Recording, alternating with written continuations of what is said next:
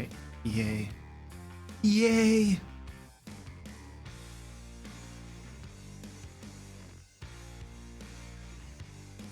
It's like magic.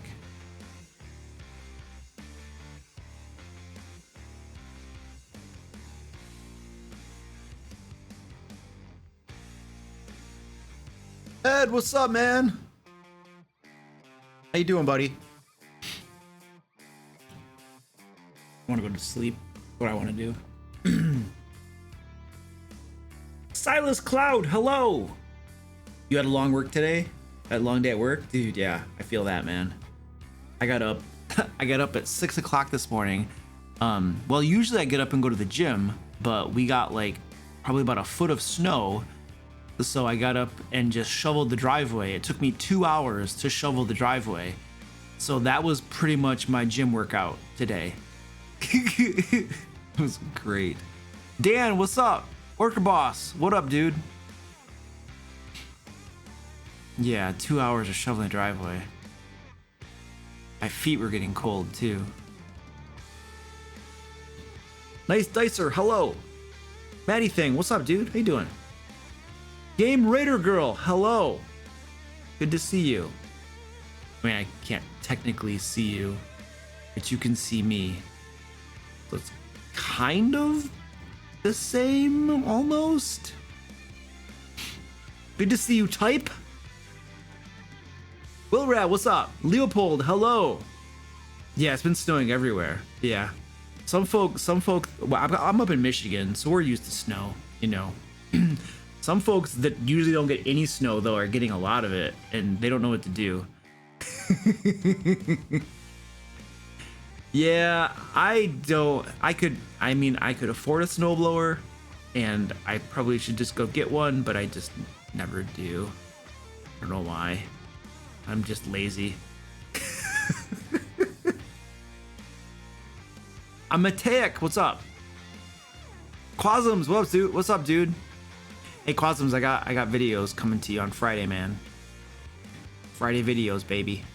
You're gonna love it.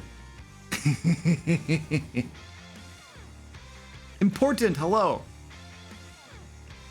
Fire off one. Canada laughs at your scaredness of snow. Oh, dude. Yeah. Close the door, your cold weather got to Texas. I know. My Danny is like can't do anything right now because of the snow apparently. Where's Penguin Butt? Is she here? I haven't seen her say anything. She's always here. All right, we gotta find Penguin Butt. So we gotta track her down. Where is she?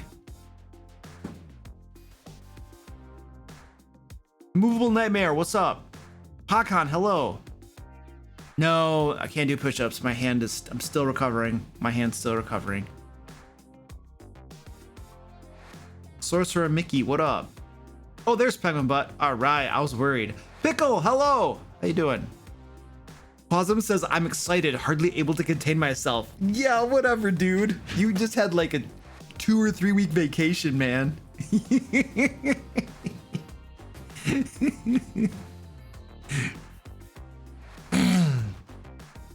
You live in New Jersey, so we don't always get snow? What? Come on, the East Coast has got it's loads of snow. I don't believe that. New Jersey? That's gotta get snow like all the time, right?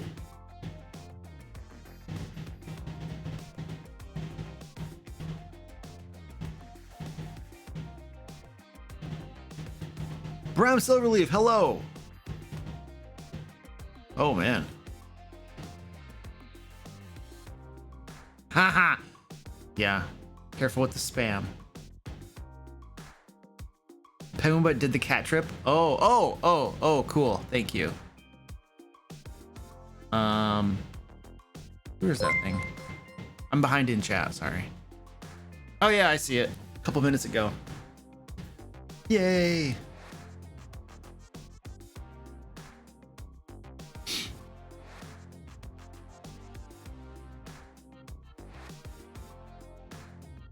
What is that? There's a question, and then at the end of the question there's a plea to have no plug. I have a $3,000 masterclass. You can go sign up today and you can learn how to be a dungeon master. Yeah, that's great. Actually, I spend hours every single week making videos about being a dungeon master, and they're all free. And then I spend more hours every single week live streaming, answering folks' questions, and then more hours on Fridays creating Dungeons and Dragons resources for everybody to have for free. So, yeah. If I plug a couple things here and there, I should be forgiven. That's my personal opinion on it.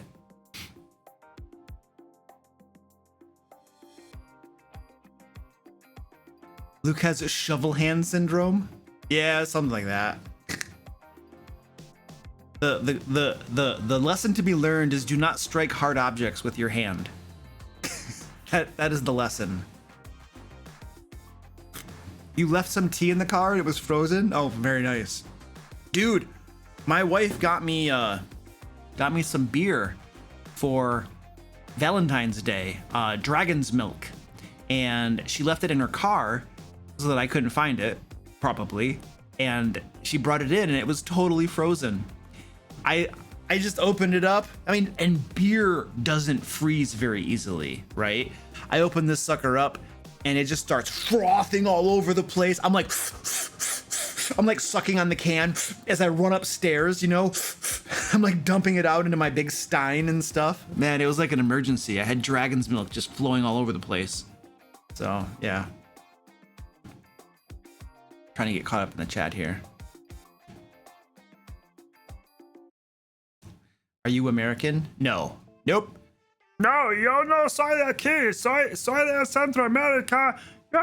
Yo solo aprendí a hablar inglés porque tuve casado, sí. Yeah, that's it. That's all I got. Penguin Butt, thank you for the Prime. I appreciate that. I got snow all the time when I was living in New Jersey. Not as much as when I live in Pittsburgh, though. Sweet. Northern Kentucky, we haven't gotten any snow this winter until last week. Yeah, we weren't getting a whole lot of snow here in Michigan. We had a little bit, but not very much.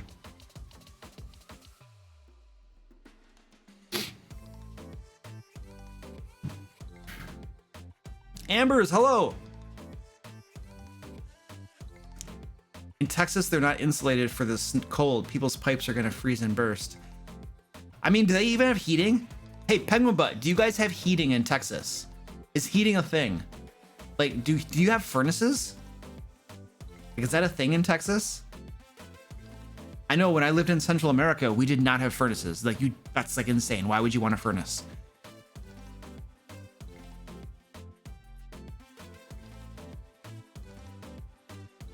I gotta find her answer. I'm like, I gotta get caught up in chat. Oh, see Zachary, he says, I keep seeing an advertisement on Instagram about a DM class, and I'm like, nah.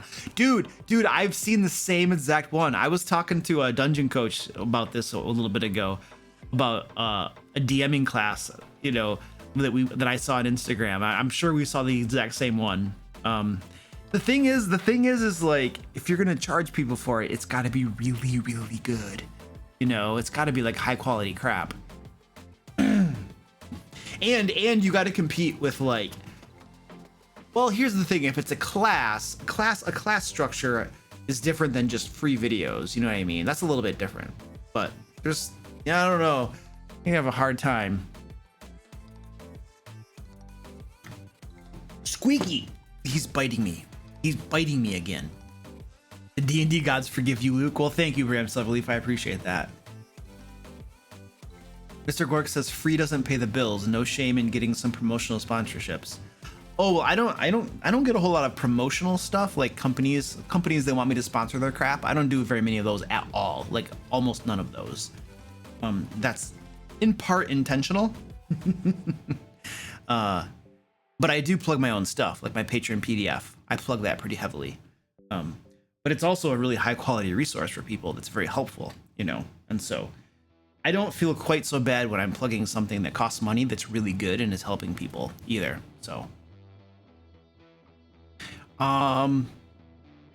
Lucas found a permanent excuse to avoid push-ups. Hey Fred, don't just be quiet about that, all right?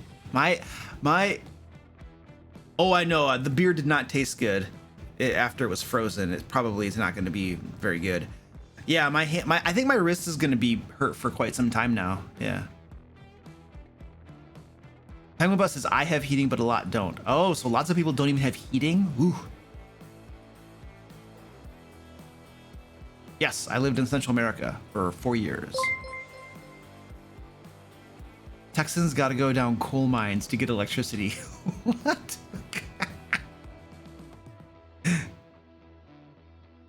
Fred says we have heat and even indoor plumbing. Come on, Fred. Don't make stuff up on me. You don't have plumbing. Come on, dude. Why would you want a furnace? To smelt your iron ore. In Central America, you do not have furnaces. This is like, yeah. I started the recording. Thank you, Sijia. Penguin Bus says no. We don't even have running water, and people whose electricity is going out don't have much heat, if any at all.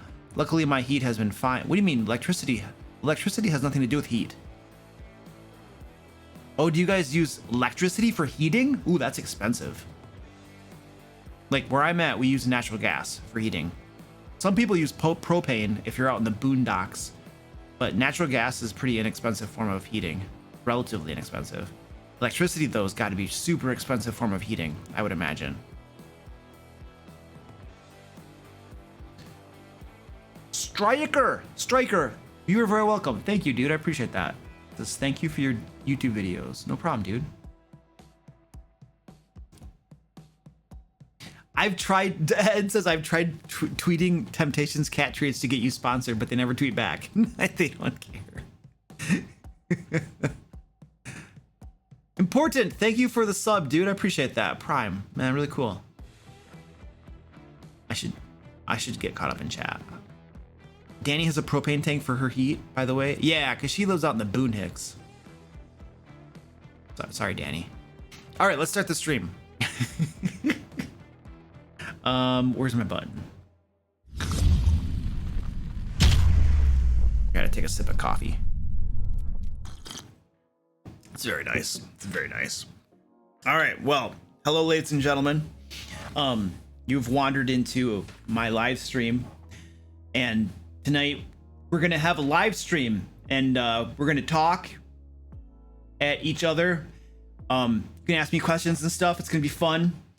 Whatever you want, I don't care. You can ask me whatever you want. It's like a, one of those fancy ask me anything things. Oh, it's just you ask me about anything you want. Yeah, I don't care. We can do Dungeon Master advice. That's what I normally do. You can ask me,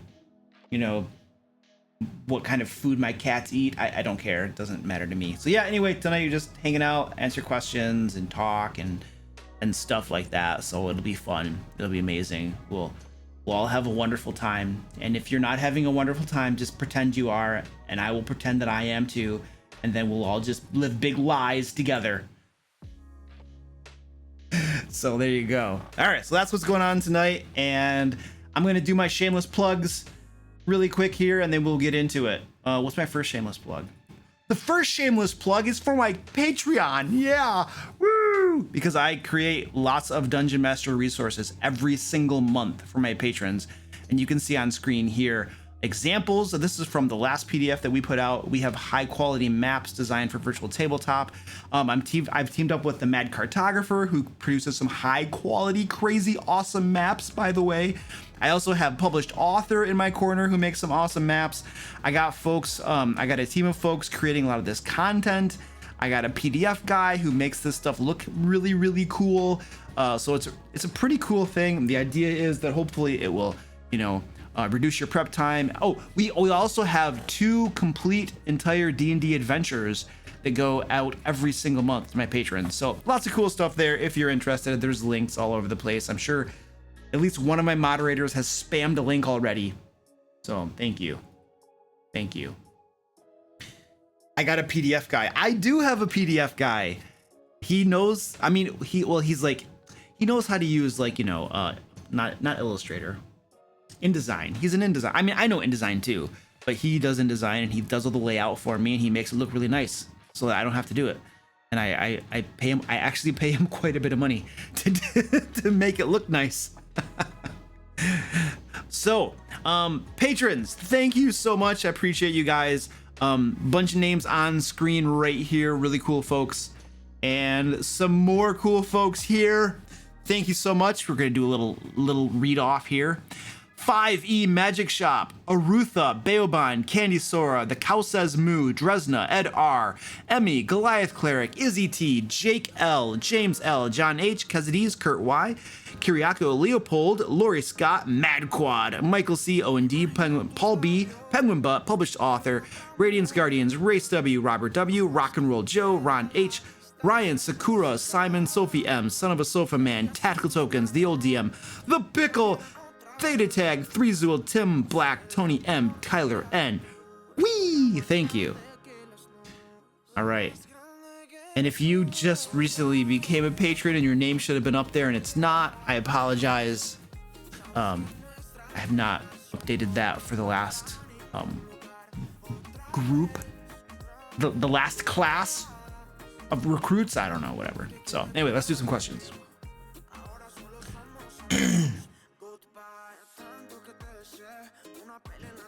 Nice Dacer Plus says, why and when did you start making YouTube or Twitch? I started making YouTube videos about 3 years ago, I think. Probably about 3 years ago. That sounds about right. Let's go with 3 years. 4 years? No, dude, I think it was about 4 years ago. I think it was about 4 years ago I started making YouTube videos. Why did I start making them? Well, actually, Maddie Thing is in the chat right here. He played a huge role in my getting into making YouTube videos.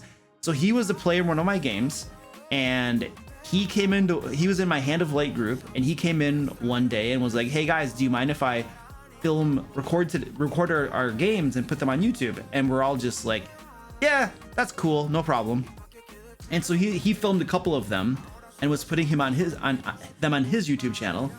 And then I think he like missed a game session or something like that. And then I was like, well, crap, I'm gonna record them then. And so I started filming them.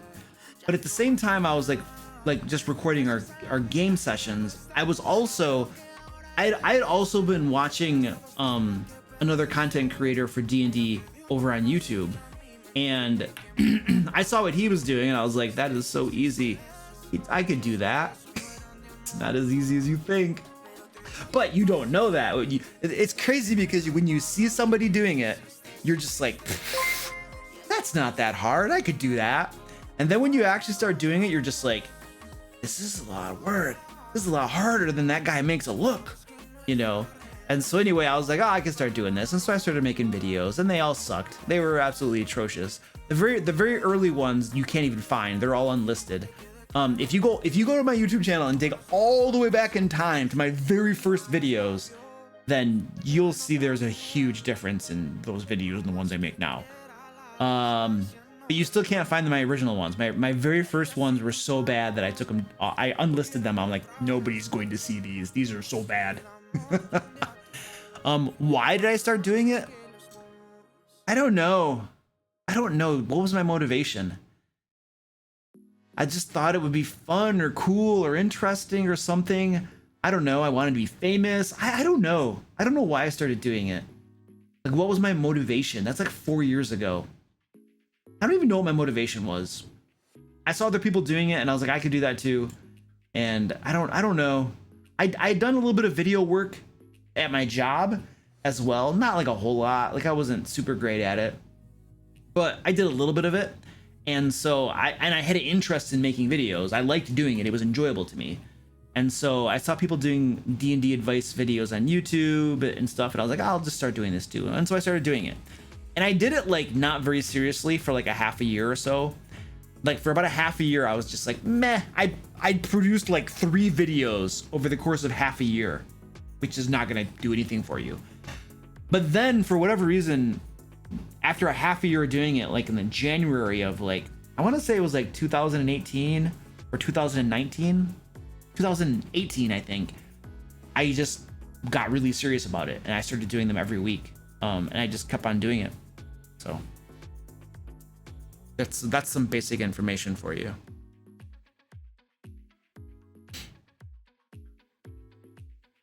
How important do you see a session 0 to lay out the way the game will go?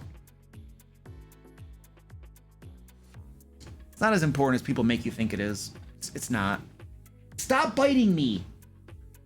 My cat. Gosh, cat. He wants attention, so he's biting me. So here's the thing. I've only had one session 0 ever, I think. And that was for what game was that? That was my Waterdeep Dragon Heist game that we didn't even get to finish. We came close, but we didn't quite finish it. I had too much going on. I had to stop running that game. That was a few years ago. I started up my Hand of Light group. I started up my Sword Coast Guard group, my Youngling group, like my Wonder Panda campaign group. Like, I didn't run session 0s and stuff, you know. Like, you go on YouTube and you read articles and stuff, and they're all just like, "Oh, session 0!" Ah! It's like, it's a good thing, right? It's do it, right? But a lot of ways, like if you have a brain, you know, and you can read people, and you're not socially like illiterate or something, you can you could just roll in with a campaign and start running. Tell people to roll up characters and you start running a game. And then based on how things go, you adjust things as you go. You know, you learn that, oh, these guys, you know, they like this sort of thing. Let's do this sort of thing, you know? So I don't know. I've always just been able to roll with it. I can just start a campaign usually and start running it, and it's pretty fun and everybody's good. I'm fairly decent socially in that, like, I know there are certain themes and topics I'm just not going to have in my game that are going to make people feel uncomfortable and stuff. So I don't know. I would say if you have a choice of doing it or not, definitely do it. But it's not going to, like, the world is not going to end because you didn't have a session 0. Unless yeah. So I don't know. Those are some basic thoughts on session 0s.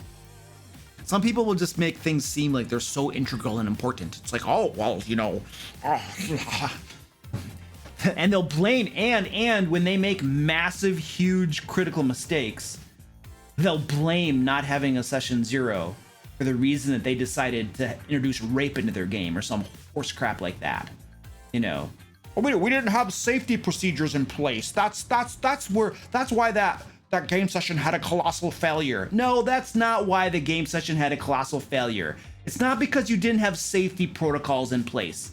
It's because you, genius boy, okay, we're getting on a rant, decided to have some rape happen in your game. Yeah, that's probably not going to be a good thing.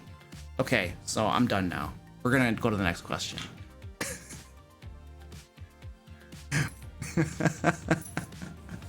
Seriously, dude, his apology, it wasn't even an apology. It wasn't an apology. It was an excuse. It was a justification. It was so pathetic and disgusting. But we're not going to talk about that now.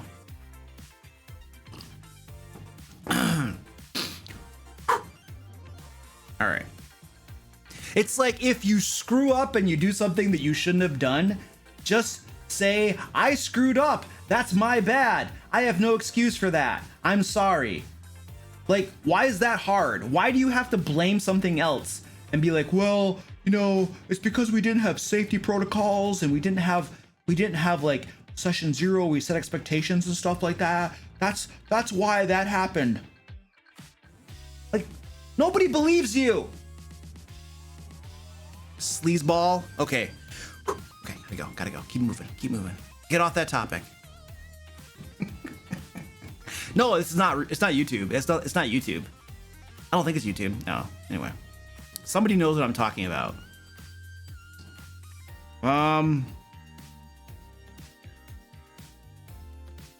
What advice do you have for someone wanting to start streaming or making videos that doesn't have much money or for supplies?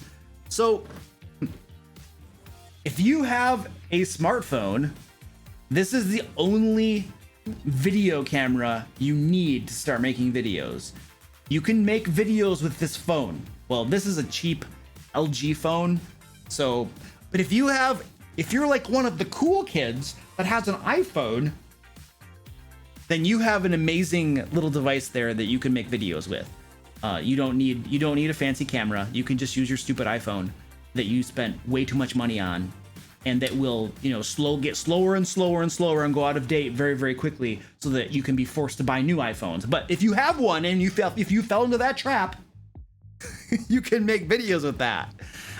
You want some lighting. The most important thing is lighting. I am not getting alone with you. Stop calling me multiple times a day. I will never get alone with you. My phone won't work. I have a cheap phone. I hate my phone. I'm never getting alone with those people. They won't stop calling me. It's Quicken Loans. They won't stop calling me. I'm already closing with somebody else to refinance my house, and Quicken Loans is like, they call me like 3 times a day. I'm like, I'm gonna have to block the number. I mean, what choice do I have at this point? They won't stop.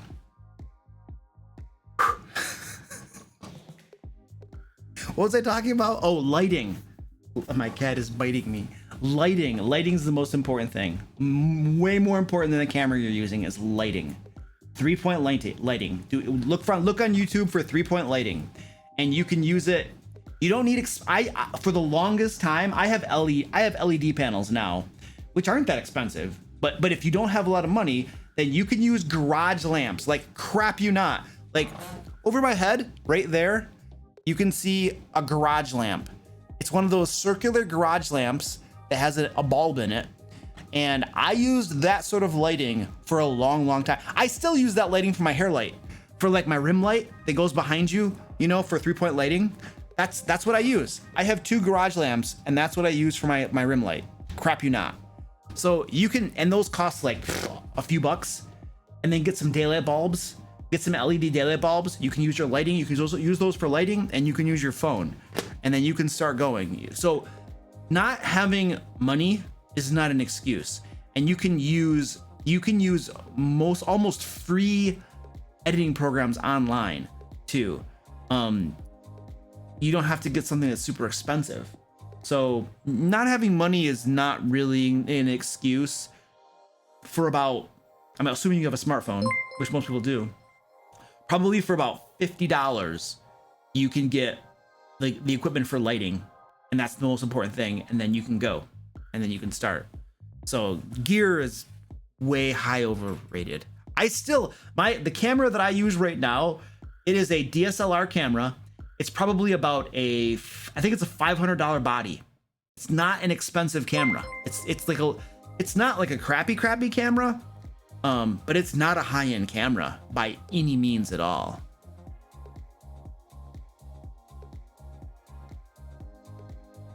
Will you get a TikTok? No.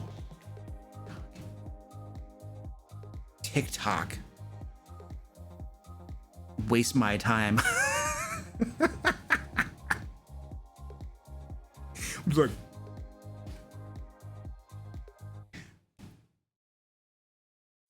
make bite-sized cheesy plugs, get more dances under your belt. I'm a horrible dancer. Why won't you get a TikTok? What's the compelling reason for doing TikTok? Like, what's the benefit that I'm gonna have? So it's like, right now in my life, with all the crap, how busy I am, it's like anything that I'm going to do, I have to consider, okay, this is gonna be a time investment. What's the benefit? What benefit am I gonna reap from this? So if I start doing TikTok, there needs to be an ROI. There has to be some sort of benefit that I believe in for me to invest my time in doing it. So I've heard that it's hard to get conversions on TikTok. So if you're trying to create, what I've heard is that it's very easy to grow an audience on TikTok, but it's difficult to get that audience to go to a different platform. So like if I want to drive them to YouTube or drive them to some other platform, I've heard that it's very difficult to do that. So it's like, okay, then why would I spend time doing it? Wouldn't it be better to spend my time on a platform, a different platform or something? I don't know. It just doesn't, I don't see the ROI on it. It doesn't make sense to me. And I don't have time to like just do something in the hopes that it might pay off. Like it you know what I mean? It needs to be like more concrete, like, oh yes, that works, or that, you know what I mean? So get a TikTok guy. I could just have a guy make the TikToks for me. That's so awesome. Ed Robinson says, what do you think it is with the recent fad with streamers making super short videos using their phones, camera, and vertical mode? Those are something called shorts.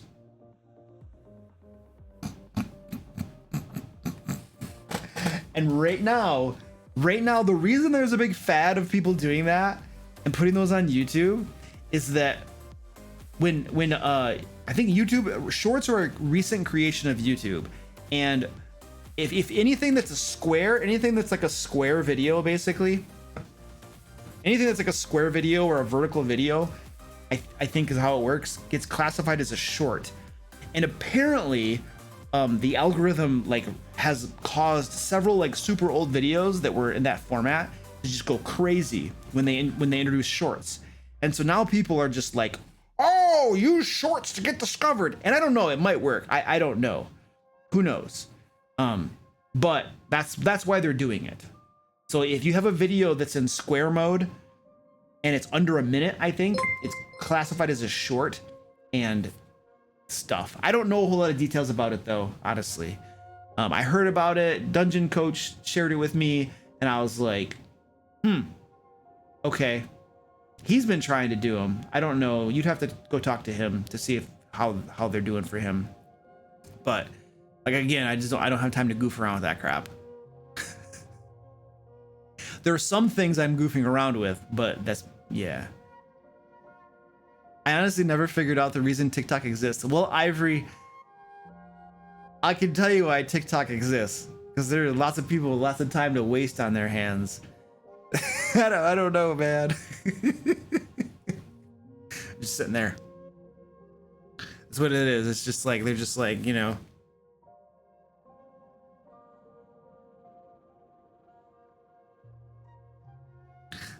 Of course, you could say the same thing about Instagram too. I've seen a lot of DM advice shorts, and they're pretty useless in my opinion. Yeah, you only have a minute to talk about something. I mean, you could do it, but yeah. Little guy. Hey, Ed, little guy's here. Little guy. He's my little guy. Come here, little guy. I'm gonna show little guy. Little guy. He's my little guy. Look at the little guy. He's a little guy. Yeah. Say hi to Ed. Ed, you will never have little guy. He's mine. He's my little guy.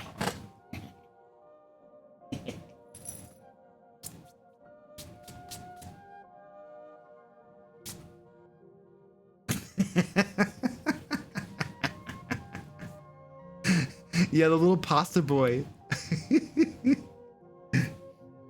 He wants me to rub his belly. Let's see if we can. Little guy. Little guy. Little guy. Little guy, come here. Not you. Little guy. Little guy. Come on. Roll. Rub your belly.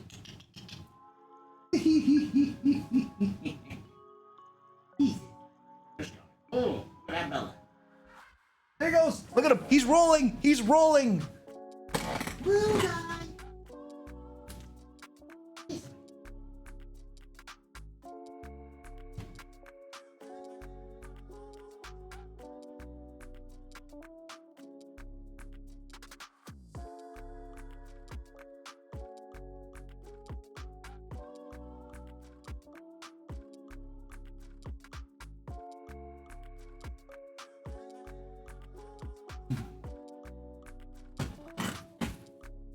There we go. He got his belly rubbed.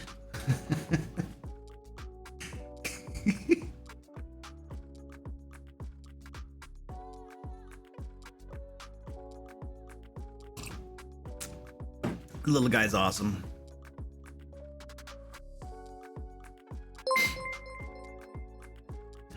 Netmeric, thank you for the tier 1. Appreciate that. Loogie, thank you for the prime. Where was the cat strike claimed today? Yeah, we already did a cat. I mean, somebody already did it. Who was it? Will Rab called in the cat strike. We haven't done it yet though. 3 chonkers, a little guy, and a mommy. Yes. Yes. Stay Villainous says, I'm a forever DM who's only played a PC a very few times. In these cases, the group either crumbles after a few sessions, or the people in the group are your generic cross guy at the comic book store. How do I end this suffering? So wait a second. When you're a dungeon master, the groups always crumble? Or when you're a PC, the groups crumble?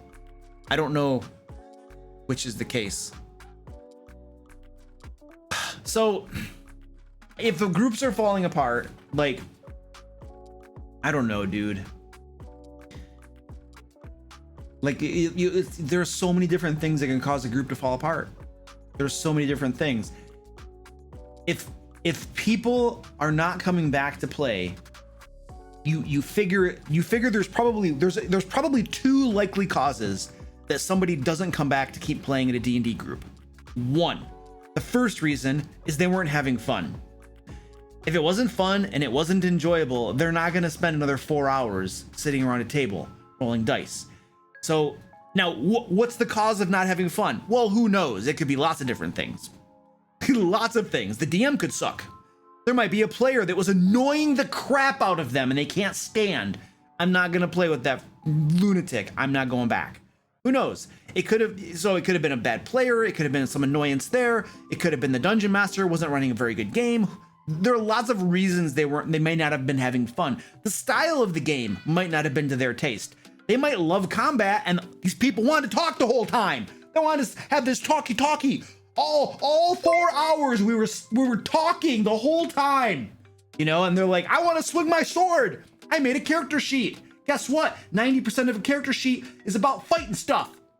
So like, who knows? It might have just been like a bad fit. That just wasn't the game for them. And we could go on and on and on. There are so many reasons, you know, that people don't have fun at a game. And those are just a few that I just mentioned. And the other reason, which fingers were I using? Okay, so the one is they're not having fun. The other main reason that people don't come back is scheduling, time conflicts. They can't get it in their calendar. They got to work.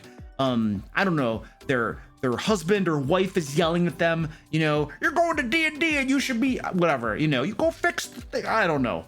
So either they can't fit it into their schedule or they're not having fun. One or the other. Scheduling is a thing, especially with like working people and adults and stuff. If you're in college, you got all the time in the world. High school, all the time in the world. You know, once you get a real job, you know, then things get a little more scarce, you know, and you got a family and stuff too. So scheduling and not having fun are the 2 main reasons I would guess that most people don't come back to a game. Just ballpark it in very generic buckets, right? The scheduling, there's not a whole lot you can do about that. My guess is lots of groups do fall apart because of scheduling.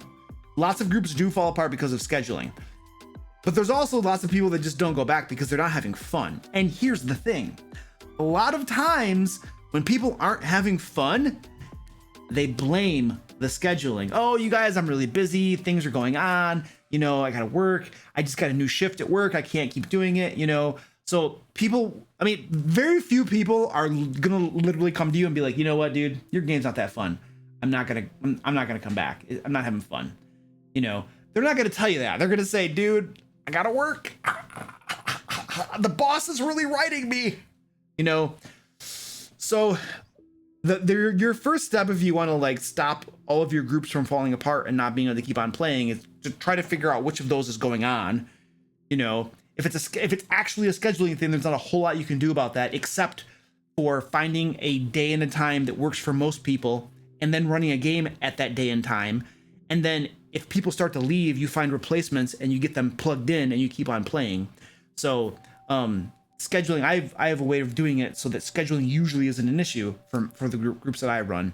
Now, if they're not having fun, well, then you have to figure out how can I create the best environment so that people can have fun, so they want to come back. And here's the thing. Here's a very huge thing. If people are having tons of fun and they're really loving the game, they will do all they can to fix the scheduling issues. I have players that will schedule their own games. They will schedule their vacations and stuff around being at the game because they want to be at the game. They don't want to miss the game. And they know that Luke is not going to move the game. The game will happen whether they're there or not.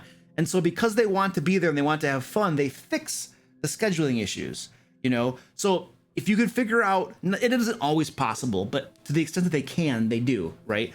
So the thing is can you get them to have fun?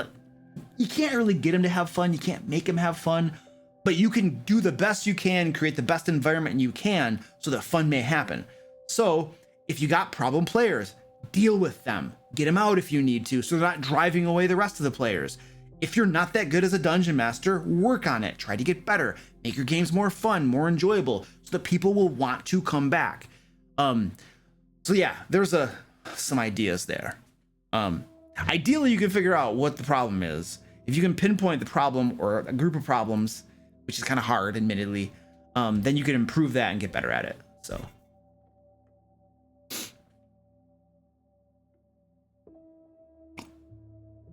I had so much time in college. I had the most time in college of my life. Of course, I had a stupid degree that was really worthless. Fortunately, I didn't have like hardly any student loans. I got a full ride pretty much to the University of Michigan because of my academics and crap like that. And then I studied writing and literature. It was a good way to waste 4 years. At least I didn't go into debt studying a subject that's almost worthless in the working world. Well, not totally, but close. Anyway, whatever. I don't know where I was going with that.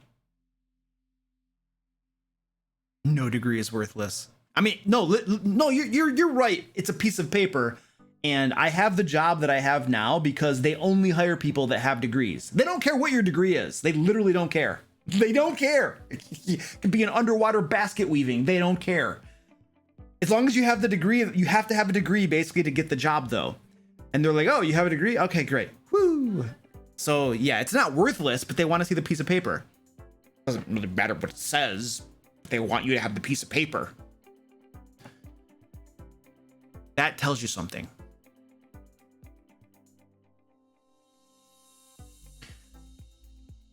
All right.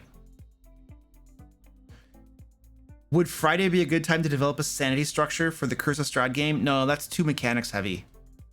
No, that's like a heavy mechanics heavy thing. I would lose my mind.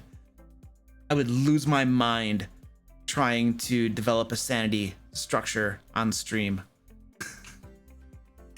I don't think I would be bombarded with people with tons of different ideas for how to do it and stuff, and I'd have to think.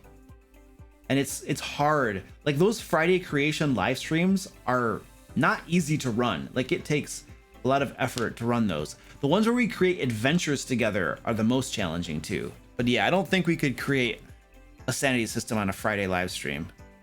I would lose my mind. Sorry. Thinking is hard. It's hard. It's so hard. Yes, Goliath Cleric. Yes, I'm looking forward to it, dude. I want to see that. I want to see that. Just borrow from Call of Cthulhu. I don't own that system. And you still have to rework it a little bit. And I want it to be easy to use. Like I don't want like a 20-page insanity system. I'm not gonna read that. Like I don't have time to read that. I don't have time to implement that. Like I need like a one-page sanity system. Oh, how easy would that be to implement and use? Oh, it's beautiful. Oh, that's beautiful, man. I would love that. Thank you, sir. My players might not like it. I've played Call of Cthulhu a few times at gaming conventions, and I love it. It was so much fun. was really, really fun. And the Diablo 2. Somebody said Diablo 2. I played so much Diablo 2 in college, like insane amounts of Diablo 2. At one point, I had to give away my internet cable to my roommate's girlfriend so that I could play Diablo 2 or something. That didn't last long. That was like a week or two. What was going on? What were we talking about? Somebody asked it. So there was some question. Oh geez, I was in the middle of answering a question and I got distracted and I don't remember what the question was. What was I talking about? Does anybody know? Was I talking about anything or did I just get confused over being confused? What's HOMM? Halls of Monster Manual.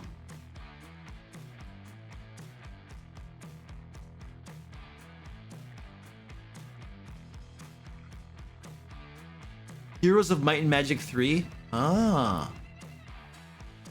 Actually, I used to play that. I don't know if it was number 3, but I remember playing Heroes of Might and Magic right after I graduated college, and it was lots of fun. I really liked it. Yeah, I'm gonna look at that. Okay, hold on a second. Hold on a second. Heroes of Might and Magic. I don't have tons of free time, but on the weekends, I usually try to have a little block of time where I can not work. One day usually on the weekends where I can just not work. Not a whole day. That would be great. Like a few hours. And I want to have a video game that I could just play, but I haven't really made up my mind what I want to play. Like I have lots of video games, but I don't know. So I'm gonna look at my Magic 3. I remember playing that back when I was in like college. It was really fun. No, I think I stopped the why groups break up thing. I think I ended that.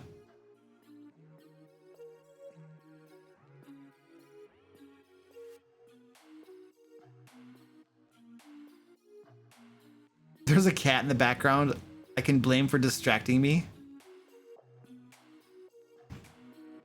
He's running up to the laser pointer. Fallout? Is that like a first person shooter, right? Yeah, I like those strategy games. I remember there was King's Quest. Does anybody remember King's Quest? Was it King's Quest? Is that the name of it? Hold on, let me see. Was it King's Quest? No, it wasn't King's Quest.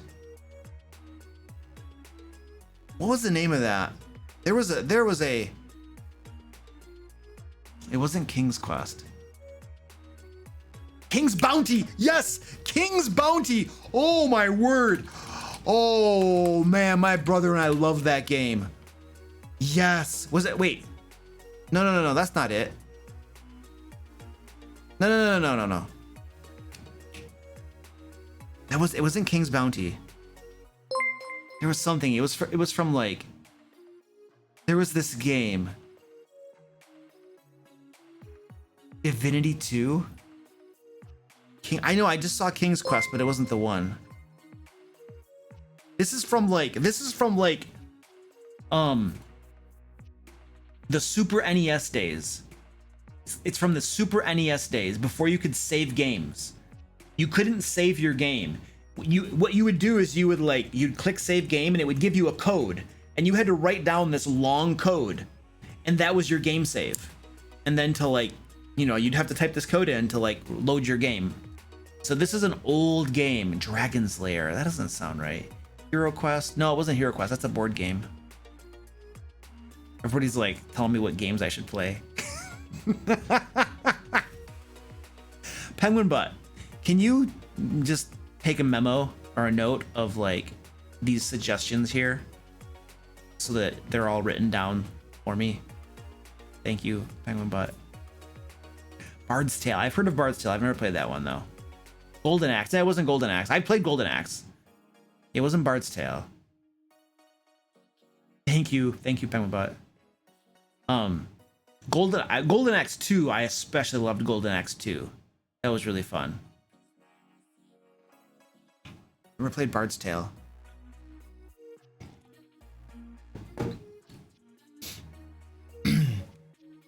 Minecraft. No. What is Bard's Tale? I've heard of Bard's Tale before. Bard's Tale. 2004 video game. Oh wait, no, 1985. Wow. Okay, hold on a second. Bard's Tale is from 1985.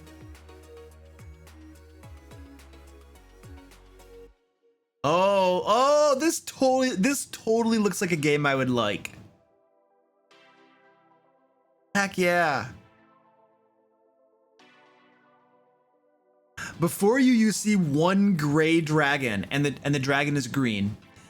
Will your stalwart band choose to run or fight? Nice.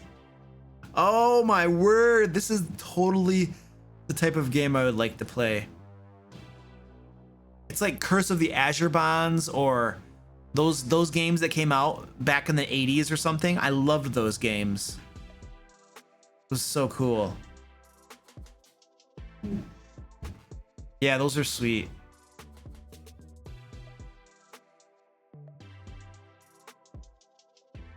De Santiago, what's up, dude? How you doing? Zork. Zork. I've heard of Zork too. Hold on. Let's look up Zork. I can't type. Zork. I've heard of this one. Oh my goodness. That's a really early. Got some screenshots. Is it all text-based? Oh wow, it's text. Hey! Cat just bit me. You know what? You know what game I really liked too? Have you guys ever played Dungeon Hack? I remember playing this game. My brother and I loved this game. We played this all the time. This guy right here. It's pretty cool. The only problem with Dungeon Hack is like you would always run out of food. Always. Like you'd get to like level 3 or 4 and you'd run out of food. So the only way to actually play the game and not die from starvation was to, if you found a game where you found a ring of sustenance, you'd have to always play in that dungeon. Or if you ran a cleric could create food and water and then you wouldn't die. But it's like you had to do one of those two things. You could not survive because you would just run out of food and you would die.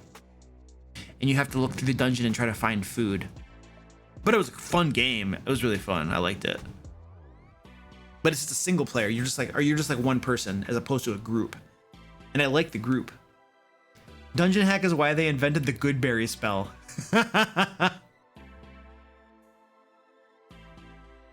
Yeah, this is a fun game. I like the ones where you were like a group of 4 or 5 or 6. A group of 6. What was the name? Curse of the Azure Bonds. Curse of the Azure Bonds. It wasn't this one, but it was a different one. Pool of Radiance. No, was it Curse of the Azure? Secret of the Silver Blades.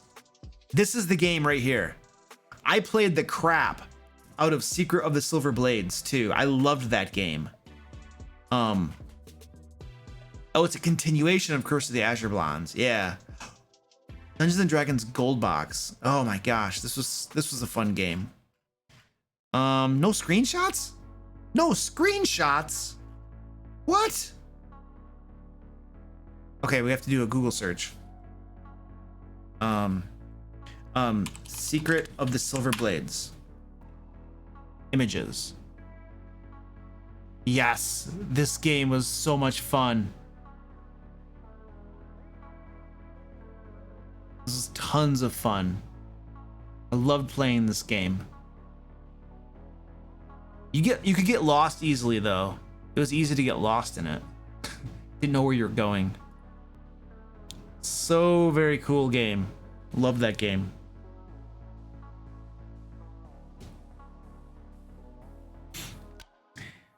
All right.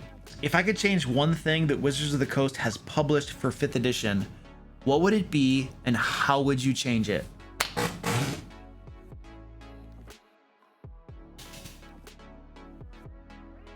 I gotta like think. I'm looking at my bookcase. I gotta think about this.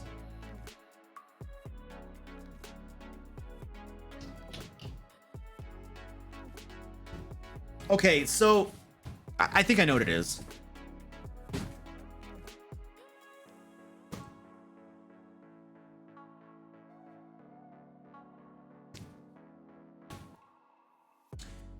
Okay, so this campaign setting right here is amazing. Eberron is amazing. Like, not just the world campaign setting itself, but the book they made. The way they made this book. How well produced this book is. The information it contains. Every turn of these, it's like amazing. The content that it has and how it was designed. It was designed to help a dungeon master run a campaign in this world, in this setting. So well designed, like amazing. I've never read a campaign setting that was designed, that was written to help a dungeon master run a game. It's amazing. It's very, very good. Compare that with this flaming piece of crap. This here, it's not even like the entire campaign setting of the Forgotten Realms. It's pathetic. So what I would say, and I like the Forgotten Realms, I've been running my games in the Forgotten Realms for forever. So the biggest thing I think that I would like Wizards to change is to, you know, do a recall on this book, get them all together in a big pile, burn them and stuff, just, you know, dump them into the ocean, however, that's probably not a good way to get rid of books, but anyway, redo it and hire the people that made this book. Because this project team that made this book, they knew what they were doing. They didn't have their heads up there, and they did a good job. I don't know who made this, but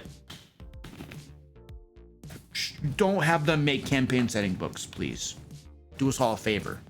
So that's probably the change I would make. It's amazing. It's so crazy how you can get some books that Wizards makes that are so amazing, like Eberron. You're just grounded by how well done it is. And then you get other books like Sword Coast Adventurer's Guide or Tasha's Cauldron of Everything does not impress me either, in all honesty. And you're just like, how could you get some books that are so amazing and then other books that are so horrible? Yeah, from the same company. Obviously, they have project teams and they have different people working on them, and that has a lot to do with it, I'm sure. You know, it's just the gross difference in the things is sometimes shocking, I guess. I don't know. But yeah, there was so little impressive about Tasha's, and you almost can't even let players use the player options in there, the class options, because there's some of them are really overpowered and broken. You have to really review that crap from Tasha's and make sure it's not broken.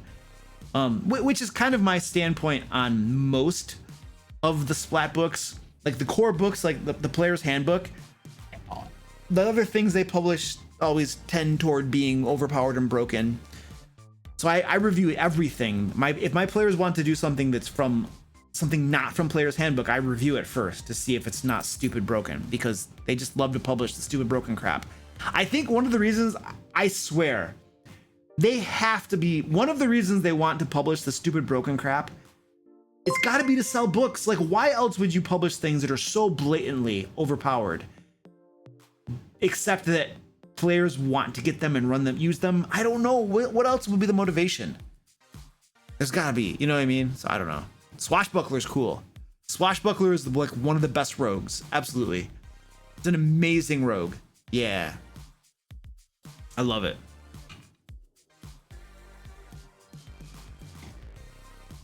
Tasha's rogue additional feat? I'm not sure what that is.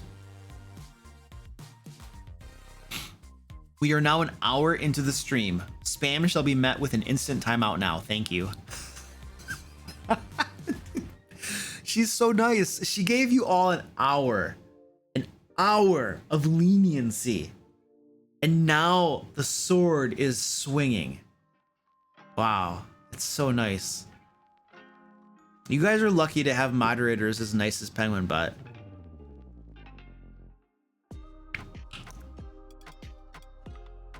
All right, we should do some more questions. Oh, it's 7 o'clock. We should do a cat strike.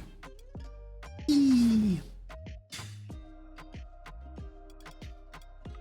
Twilight Domain? Peacebane? Now I'm afraid to speak. Well, you just don't spam and you're fine. What's Twilight Bane? Let's go look that stuff up. If I can find it. Twilight Bane.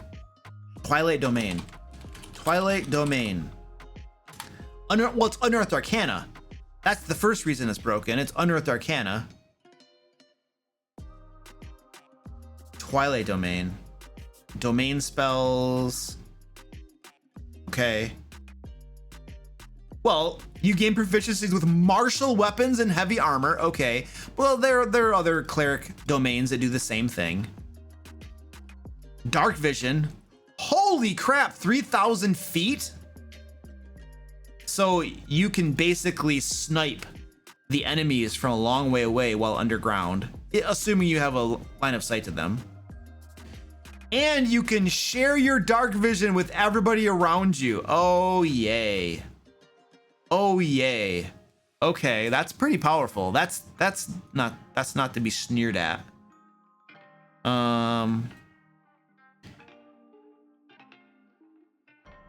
As an action, you can give one player advantage. Okay, that's not that big of a deal, I don't think.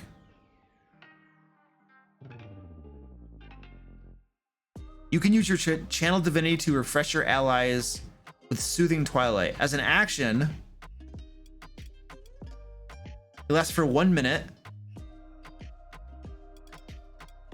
Whenever a creature, including you, ends its turn in the sphere, you can grant that creature one of these benefits. You granted temporary hit points equal to 1d6 plus your cleric level. You end one effect on it, causing it to be charmed or frightened. That's really, really powerful. That's very powerful. For an entire minute, every single time they end their turn, you give them temporary hit points. That's not to be sneered at. And you get it the number of times with channel divinity. That's pretty powerful.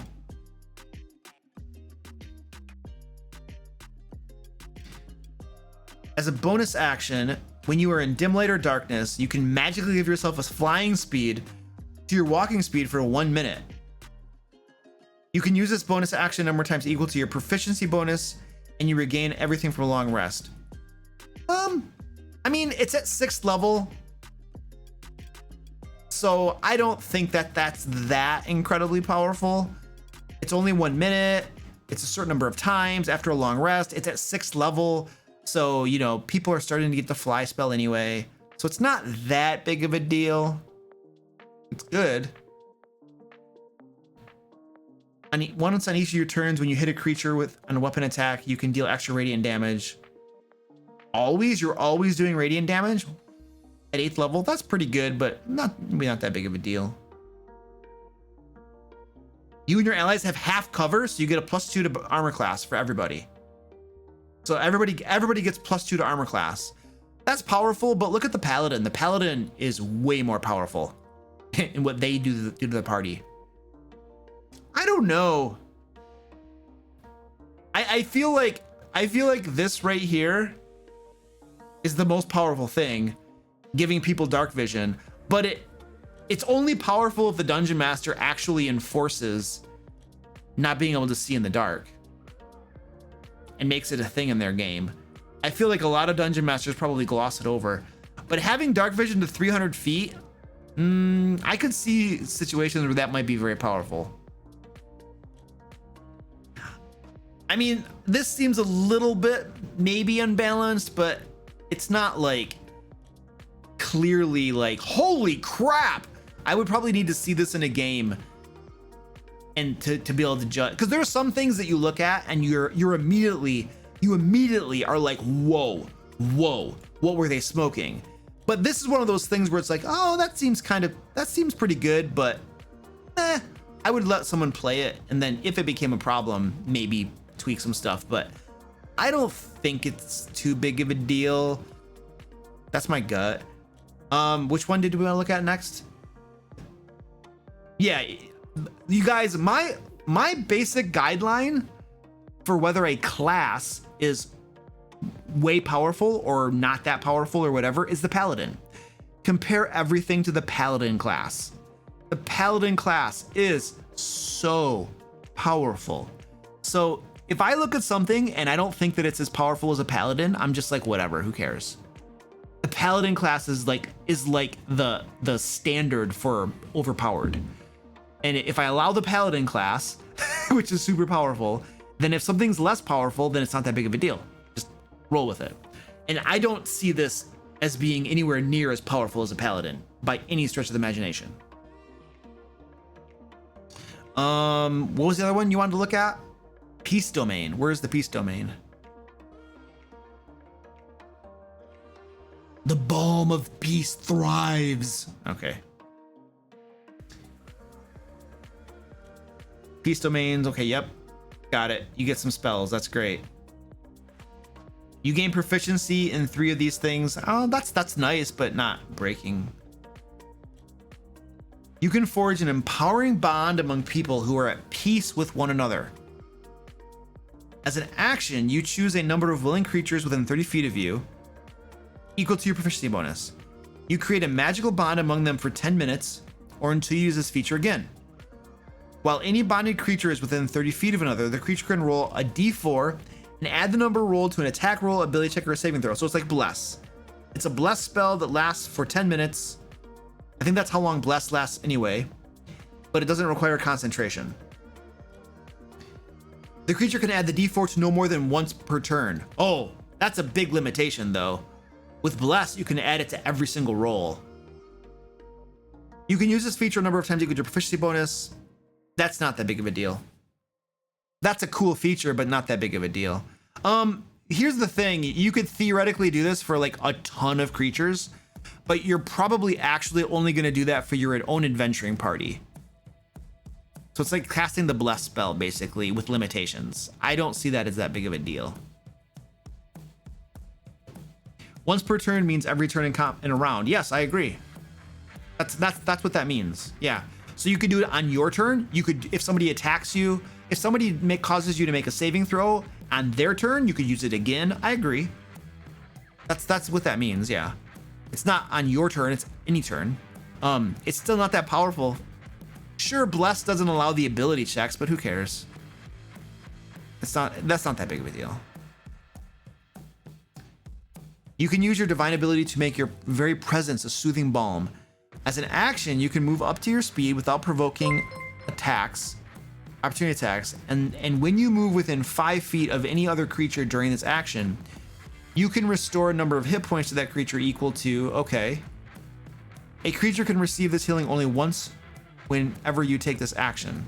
So you're expending you're using a channel divinity, which you only get a few of, to do this. Not a big deal.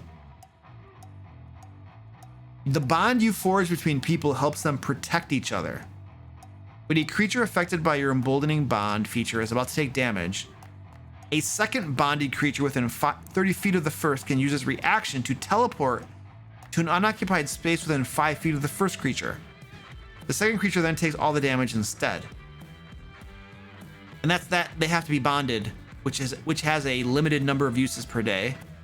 I don't think that's that big of a deal. It's not that big of a deal. It's gonna help you save people from dying. Yeah. You add your wisdom bonus to cantrip. I don't see why this is a big deal. This doesn't, yeah. Choco Rico, what's up, dude? Love your D&D content. Well, thank you, man. Funny and super informative. Thank you. I'm here for a minute, but would like to know what is going on with your newsletter. Every time I try to access your downloads from an email link, I get a 404 error. Oh, I don't know, dude. Send an email to info@thedmlayer.com. and I'll send you a thing. I'll just send you a direct link where you can access it.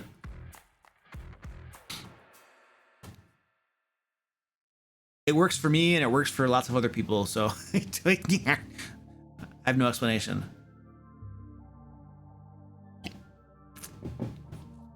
Wiki. But if you email me, I'll send you a direct link. And if that doesn't work, then it's probably something on your end. That's all I can figure. Yeah, I don't see any reason that the peace domain would be a problem. Does anybody have any idea why that would be a problem? Kill It Till Dawn, thank you for the raid, dude. Appreciate that. It stacks with bless. Oh, well, so then you got to expend a bless spell. Yeah, okay. If it stacks with bless, then that would be pretty powerful. You'd basically be getting you'd get 2d4 to every attack roll or saving throw. So if and you can use it a number of times equal to your proficiency bonus, which is like 3 or 4 times. So if you save this and you save your bless, a first level spell, into like a boss fight, you're going to be getting 2d4 to all of your attack rolls and saving throws. Yeah, so that's going to average out to about a +4 or +5. That's pretty good in 5th edition with bounded accuracy. That's a pretty good mechanic. Yeah, that's pretty powerful. Is it as powerful as a paladin though? Well, a paladin can do something similar to that, but at higher levels, much higher levels. You can do this at 1st level.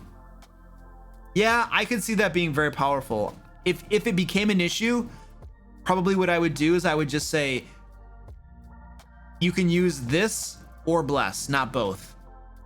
And that would be my fix for it. And if I had a player who was intentionally trying to do that and scam the system, I would tell him at the outset that this is how it's gonna be. But I would almost probably just let them try it and see how bad it really is. Even though it seems pretty powerful. At 1st level to be able to do it, that's crazy. Yeah. Yeah, that seems really hardcore powerful. At 1st level you can do that. And you know that you would save that for the boss battle every single time. So then either yeah, I can see that argument now. That makes sense to me. Dylan, thank you for the Prime, man. I appreciate that. Imagine a paladin plus peace. Oh, holy crap. Yes. Yep. If you had a paladin who splashed 1 level of cleric to get the peace domain and then did this, oh, holy poop balls. Yep. Well, that's always going to be the thing. Whenever you allow splashing, whenever you allow multi-classing, you're going to be able to find people that get these combinations. This is why game systems break and they have to do new revisions. You know, this is what happened to Pathfinder. This is what happened to 3.5. You know, that you have all of these splat books, you have multi-classing, and certain combinations just destroy the game and break the game. And then you have to make new additions. One might argue that this is something that game designers do intentionally because new additions make lots of money.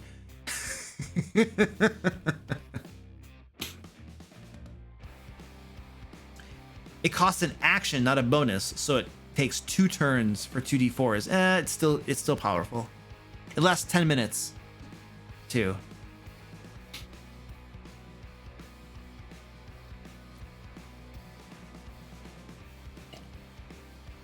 All right, let's do a cat strike, and then we'll get some more questions going on.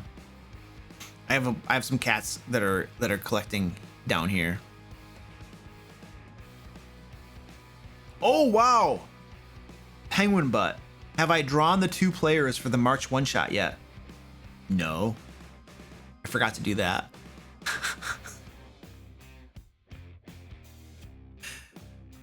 I forgot to do that. I mean, it's gonna be Beth. It's gonna be Beth N for sure because she's awesome and created all of those maps for the playtest for the Kickstarter. And then it's gonna be one other person. I have to figure out who that is. So I'm gonna have to go all the way back in the patron layer on my Discord to see who expressed interest. Oh man. Oh. I'm gonna have to find that post. Is it possible to get a direct link to that post? Will says, I owe Beth my life for those maps. If you can get a direct link to that post where people expressed interest and then private message it to me, one of my moderators, I would love that. I would be very, very appreciative. All right. Keep getting distracted. Let's do a cast strike. And then we're gonna keep going with some questions. Here we go.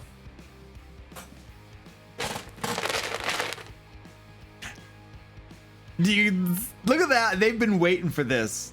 And now they're swarming. They're like sharks. They're like sharks.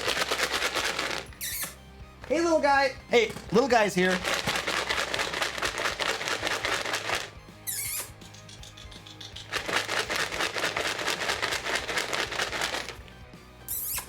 Little girl's here. Oh my gosh. You guys, we have 6. We have 6 cats down here. Where's mommy? Where's mommy too?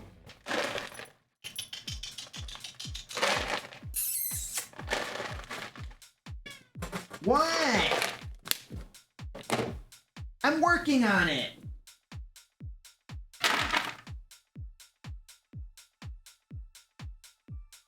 There you go. Enjoy. I'll be right back.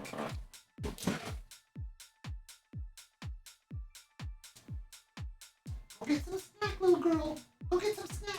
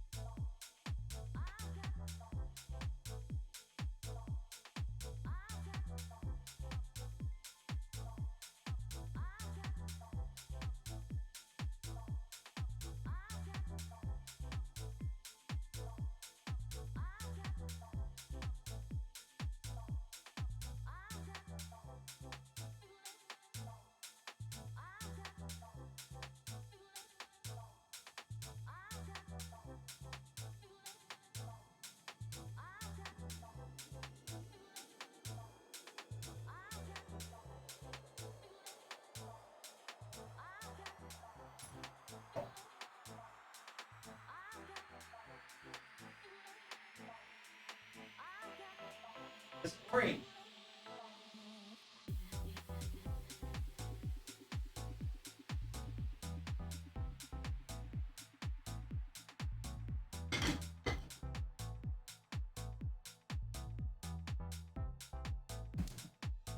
Squirty Pie. Ugh. Squirty Pie didn't eat anything, did she? She just sat there the whole time. Squirty Pie, did you not want anything? Well, we'll get some food. Jeez. She wasn't eating anything, was she? She ate one? Oh my gosh. Squirty Pie.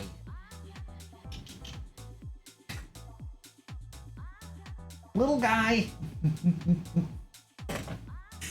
Yeah, the little guy's got to get. She was just watching. Oh, nice.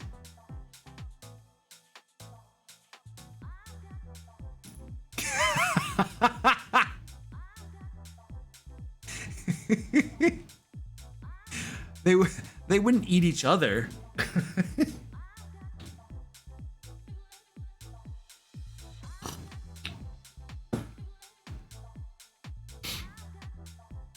One of mine doesn't even chew. Yeah. Deceiver says, when you down a PC, do you have the enemies keep attacking the down PC or move on to still living PCs? It depends. Most of the time, the enemies are going to move on to somebody else. The reason being, if somebody is down on the ground and they're not fighting me, but somebody else is trying to kill me, I'm going to go over and try to get the person who's trying to kill me first.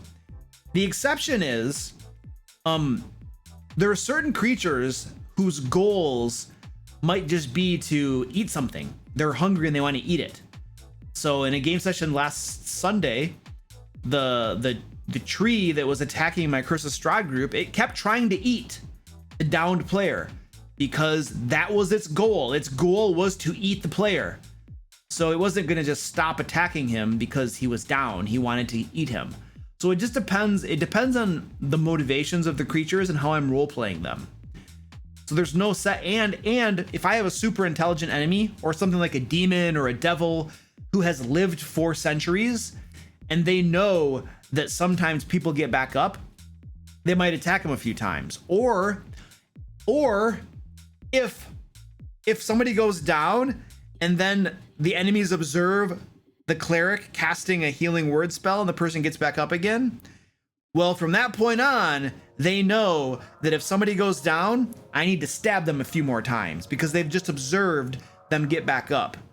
So I try to role play it and I try to justify it through role playing, and how I'm role playing my enemies. Otherwise, if somebody goes down and I just stab them a few times to make sure, that's really metagaming, unless the creatures and the enemies would have a reason to know and believe that either through past experience or current experience that a player is going to get back up again.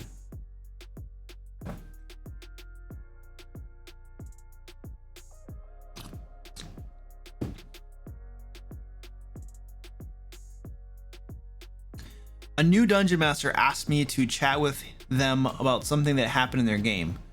What can I do to make sure I give the best advice, except being attentive and active listening, of course?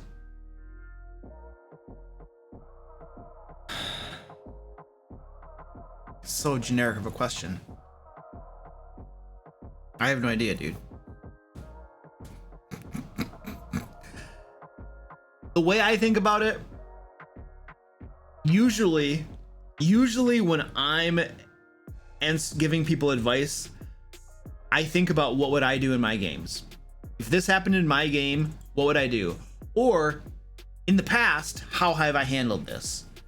So usually I see it through that lens and I try to give advice based upon my experience or based upon what I would do if that thing were to ever happen to me. It doesn't necessarily mean it's going to be good advice, but it will be genuine advice at least. So I don't know if that helps you. Probably doesn't. I'm working my way through Streams of Silver. Very good book. Do you recommend the rest of the books? There's 22 other books, and I've read mixed reviews on the latter ones.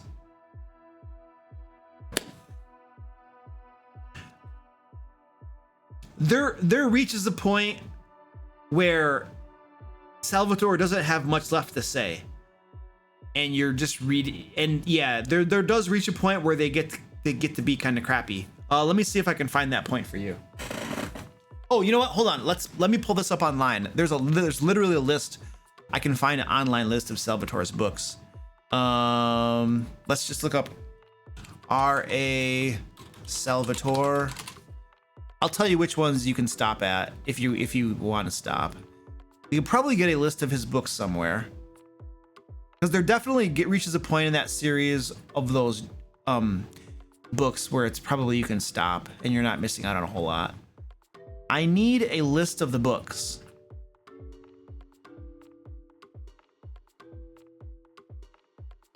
I just need a big list of all the books he's written. Okay.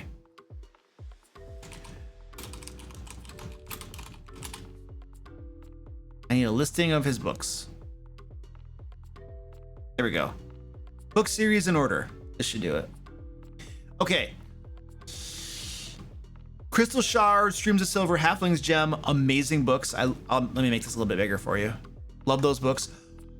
Homeland, Exile, and Sojourn are some of his very best, in my opinion. These books are amazing. Love them. Love them. These have different protagonists, but they're very good books. The Cleric Quintet are very good books. They're again different protagonists, different storyline, but very good books. The Legacy, Starless Night, Siege of Darkness, Passage. So these are good. Passage to Dawn. Oh, that's good too. No, these are all amazing. These are all amazing. You want these. Definitely read these. Super, super amazing books. This is where it gets crappy. This is where it starts to get crappy.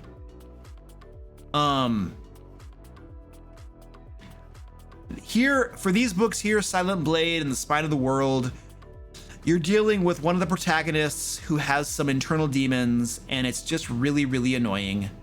And it's not super well written, in my opinion. It's not like he's getting away from like high fantasy and stuff, or swords and sorcery, which is probably his forte at this point. And he's trying to do like some character development and all that kind of stuff. And it's just not, it's not what I signed up for. You know what I mean? These previous books are what I signed up for, and they're amazing. These two here, this is where it begins to decline. And you can tell that there's not really a strong plot or storyline. We're just kind of wandering at this point. It's kind of like your D&D group is no longer have a big bad guy and a campaign. They're just doing little side quests. They're going on side quests with no real particular aim or goal. Servant of the Sard, Promise. These are just kind of like, okay, let's have some books about one of the antagonists who now is kind of trending toward a protagonist that people like. Again, not a whole lot of purpose or point to these. We're just continuing the series. We're cashing in on money at this point. These books are not super, super great. Yeah. I don't think I've read these last two. The Pirate King and the Ghost King. I don't think I've gotten those ones. I know I have all of these ones. I'm actually reading The Thousand Orcs right now. This is the book next to my bedside. 1,000 Orcs that I'm reading. And I don't have these last ones right here. So in my opinion, if I were you, I would go up to Passage to Dawn and probably call it a day. All the way up to Passage to Dawn, they're absolutely amazing. And the Silent Blade is when things really just start to get to be kind of pointless, in my opinion. So that's what I would do. That'd be my recommendation. Obviously, this is just based on my personal taste. you know? So people are probably going to disagree with me. That's fair. But that's just those are my thoughts.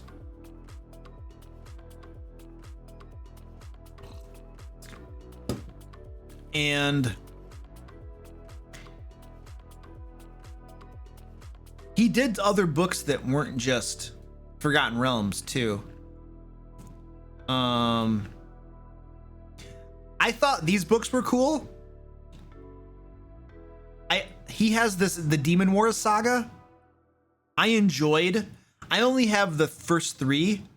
I think he wrote more of them. I haven't read any of these. I enjoyed the first 3. They're not R.R. Martin. They're not Robert Jordan. Okay, they are not Brandon Sanderson. They are not by any stretch of the imagination. But they're not bad books. You know, I would definitely read Brandon Sanderson, R.R. Martin, or Robert Jordan before I ever would do this stuff here. But they're okay. I haven't read. What is this?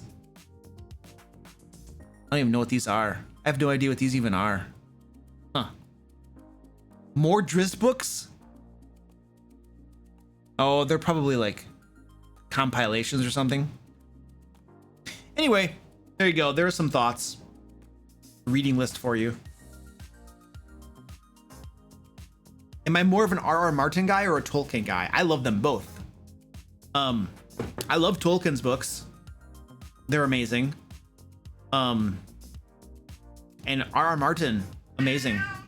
Yeah, I love Martin. His books are so good. His books are so good. Tolkien was awesome too. Squirty Pie's yelling at me.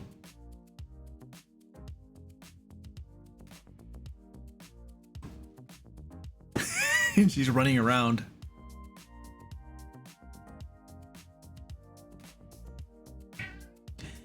Have you seen Crap Guide to D&D series on YouTube? If so, do you think it has benefited the D&D community? You mean the one that has F-bombs all over the place? No, I can't watch that. I can't watch that crap. I'm like, if that's the only way you know how to express yourself, then I'm not watching your videos. Sorry, buddy.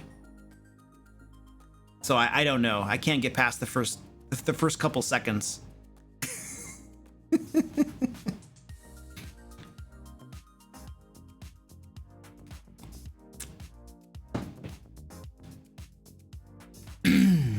All right, so I got that one.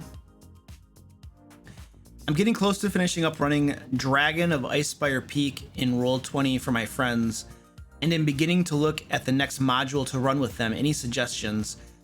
So, Dragon of Icespire Peak takes you to level 5, I'm assuming, because it's a starter set.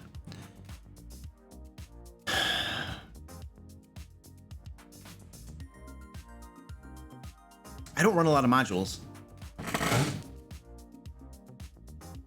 Are you a new DM?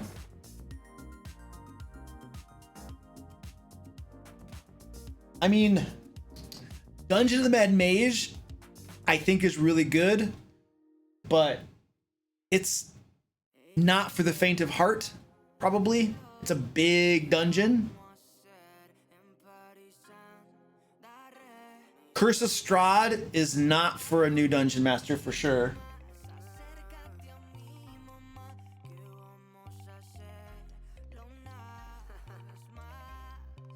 I always have a hard time recommending modules because I haven't run a lot of modules. You know, I mostly do homebrew stuff.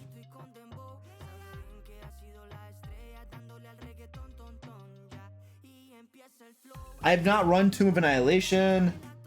Storm King's Thunder, I haven't run that. Man, it's hard. That's hard, yeah. I mostly do homebrew. Modules are, in my opinion, modules are more challenging to run than homebrew. It's easier for me to run homebrew than to run a module. I probably spend less time prepping for my homebrew games by far.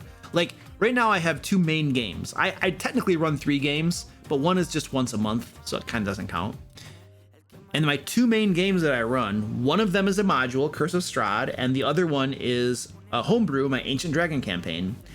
And I would say that by far it takes me way less time to prep my homebrew game, my Ancient Dragon campaign, than it does Curse of Strahd. Curse of Strahd takes lots of time to prep compared to my homebrew. With the caveat that somebody else makes the maps for me. As long as I don't have to make maps for Roll20, then it takes less time. If I had to make the maps too, oh my word, are you kidding me? I hate making online maps.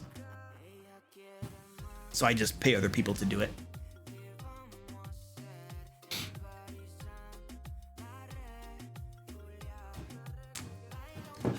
And I feel like, I almost feel like the way to run Dungeon of the Mad Mage is not to run it as one big mega dungeon where you just go down.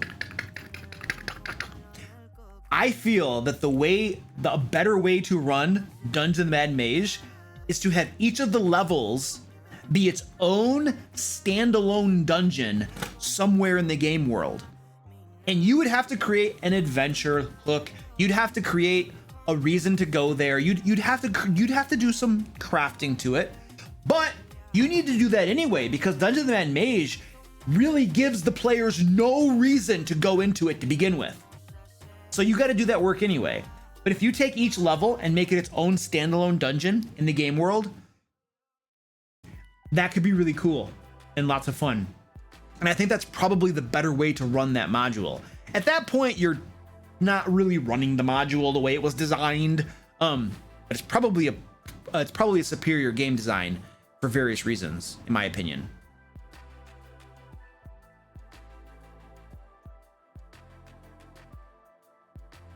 People think you buy modules off the shelf and just run them. They take so much more time than homebrew. They often do, yeah. Yeah.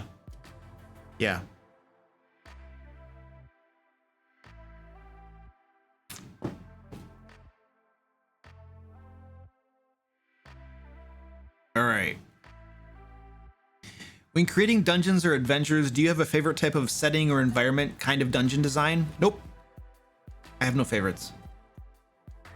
Everything's a dungeon though. I mostly run location-based adventures and I run them in dungeons. It could be a castle, whatever you want to call it. I call everything's a dungeon to me, but it's basically, it's a location-based adventure. It's in closed quarters. It's inside somewhere, whether it's a dungeon or a castle or a building, treehouse, a city, not a city, but like, I don't know, an airship, a massive ship floating in the air, something, but it's going to be in enclosed quarters. And there's lots of reasons to run games in closed quarters with shorter distances and corridors and rooms and stuff. Lots and lots and lots of reasons to do that.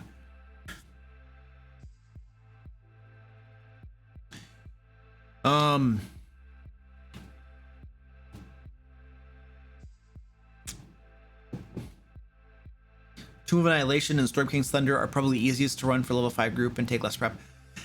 Yeah, but Storm King's Thunder has like an entire chapter that's basically just like, hello, I'm going to list off to you all of the cities in the north. And then here's a few paragraphs and plot hooks. Have fun. It's like almost like a campaign setting as opposed to module. Yeah, Tomb of Annihilation, that's like, I want to run that. That could be fun. Or at least I want to read it. What would you do if a player canceled a session? If a player canceled a session on the day it was supposed to happen so he could play Call of Duty? Well, he doesn't cancel the session. He says he's not going to come. I would run the game session without him, first of all, obviously. Well, it doesn't even matter why so when I have a player that's like, yo, I'm not gonna be there, I run the game session. I don't care what the reason is. It doesn't matter to me what the reason is. I always run the game, period, end of story. Unless like, I usually have 5 players. If I only have like 2, then I'm gonna cancel the game. But if only one person's gone, I play D&D. 2 people are gone, I play D&D. I don't cancel games because a player's not going to be there. It's ridiculous. It just encourages players not to come. So, and a lot of times, a player won't come because they don't feel like it, or they have something, or they want to play Call of Duty or something. So yeah, I don't cancel the game. So if a player was not coming because he wanted to play Call of Duty, then I would just be like, yo, dude, if you don't want to play D&D anymore, that's fine. You know, there's this beautiful thing about being a dungeon master. I can find players all over the place. Like people will, I do a posting looking for players. Boom, I have players. Like I can easily find players for my game. So if you don't want to play anymore, that's fine. Okay, well, we're gonna open up your spot, and I'm gonna find somebody who actually wants to play D&D. So if somebody, you know, doesn't want to play, that's okay. They don't have to play, but they're not gonna take up a spot at my table. I'm gonna find somebody who wants to play D&D. And if somebody's like, you know, just gonna like not come because they got to play Call of Duty or something, I mean, that's important, right? It's their choice. You know, they can spend their time however they want. But I'm not going to hold a spot for them. You know, I once had somebody who she was on her phone the entire, it was their first game session that she played with the group, and she was on, was her first or second? I don't know. She was on her phone the entire time playing like a Candy Crush type game. That was the last time she came to that game. Like, I don't know, if you're not having fun, that's fair. If it's not your style, that's fine. Or if you just, that's your thing, you multitask the whole game. Okay, but not gonna happen here. Sorry.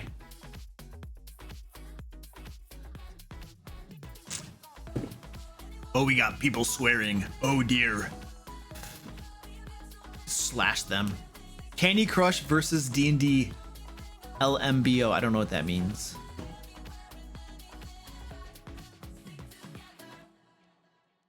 Any books from a previous edition you would like to see in 5e? I don't think so. I'd love to see a Forgotten Realms campaign setting. That might be nice. Hey, wouldn't it be nice if the official campaign setting that you base the entire edition in actually had a campaign setting book like this one? Wouldn't that be nice? Wouldn't that be beneficial? Maybe. Instead, you have, I use the second edition box set for Forgotten Realms, which is way better than the Sword Coast Adventurer's Guide. You could say what you want about TSR, but at least they made a campaign setting for second edition Forgotten Realms that didn't suck.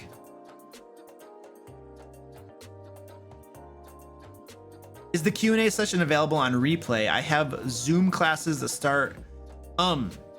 Yes. I upload these to my second YouTube channel, the DM Layer Streams. So you can always go over there and watch them. And link below, thank you. Skag is good for kindling. Yes.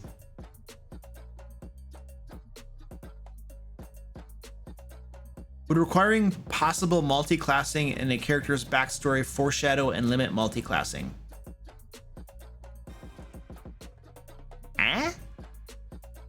Why would you require anything in a backstory? I would never require anything in a back. There's only a couple things I require in a backstory when my players write them. You must have a reason that you want to be an adventurer and go on adventures. Don't be a blacksmith. It's not what we're doing around here. That's not the game we're playing. And you must have a reason to stick with the party and be part of a group. So don't be a lone ranger, all like, you know, edgelord who wants to be off on his own and not stay with the group. So as long as you have character motivations for those two things, I don't care what you put in your backstory. I don't care.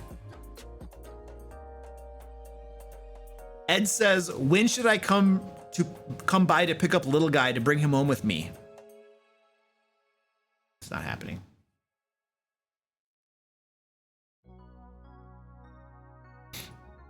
When you have $1 million, I will give you little guy when you have $1 million.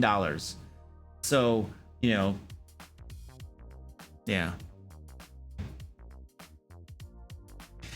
Questions are placed on a spreadsheet for Luke to see and pick. Reposting will anger the penguin god. Sajia, thank you for the prime. I appreciate that. You'll need 1 million to get little pasta girl. Yes, little pasta girl. Not nat 20s, dollars. Dollars. How do you handle it when you've got new players who are easily distracted by how vast the world is, but you don't want to railroad them? I challenge the assumption that guiding players in a certain direction via plot hooks is railroading. That's not railroading. That's giving good plot hooks that give your players direction in the world, so they aren't wandering around randomly trying to find fun. Like, my definition of misery in Dungeons and Dragons is a game where the dungeon master gives us no direction whatsoever, no plot hooks or anything, and just says, hey guys, you're all in the world. What do you want to do? I mean, what do I want to do? I want to play the game, dude. Give me a plot hook. Tell me where the adventure is. Tell me where I got to go to kill some stuff and find some loot and play the game and stuff. I don't want to just wander around randomly. I don't. So giving good plot hooks to where adventure and fun can be had, to where the dungeon master has prepared stuff to happen, that's the game. That's the adventure hook. That's what we do, you know. So just because that's not railroading. That's not railroading. I next month I have my sandbox and railroading video coming out where I delve into this sort of thing. So yeah, you have to give plot hooks.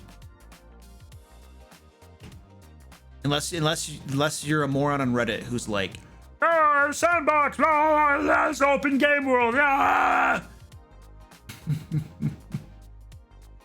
I'm running Curse of Strahd like a sandbox, but I still give plot hooks, and my players still have a list of places and things they can do, and then they get to pick the one that they go do. You still give plot hooks. You still give some direction. It's not just wandering around randomly. That's not the game. I'm sure there are people that play it that way. I would love to be in a game like that that's actually good. I would love to see that. I would love to see that actually be a good game. Because I will not believe it until I see it and play in it.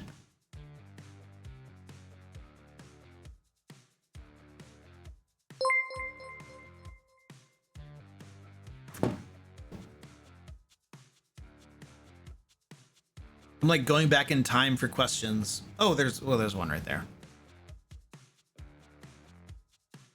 A bar fight? Yeah, just use fists.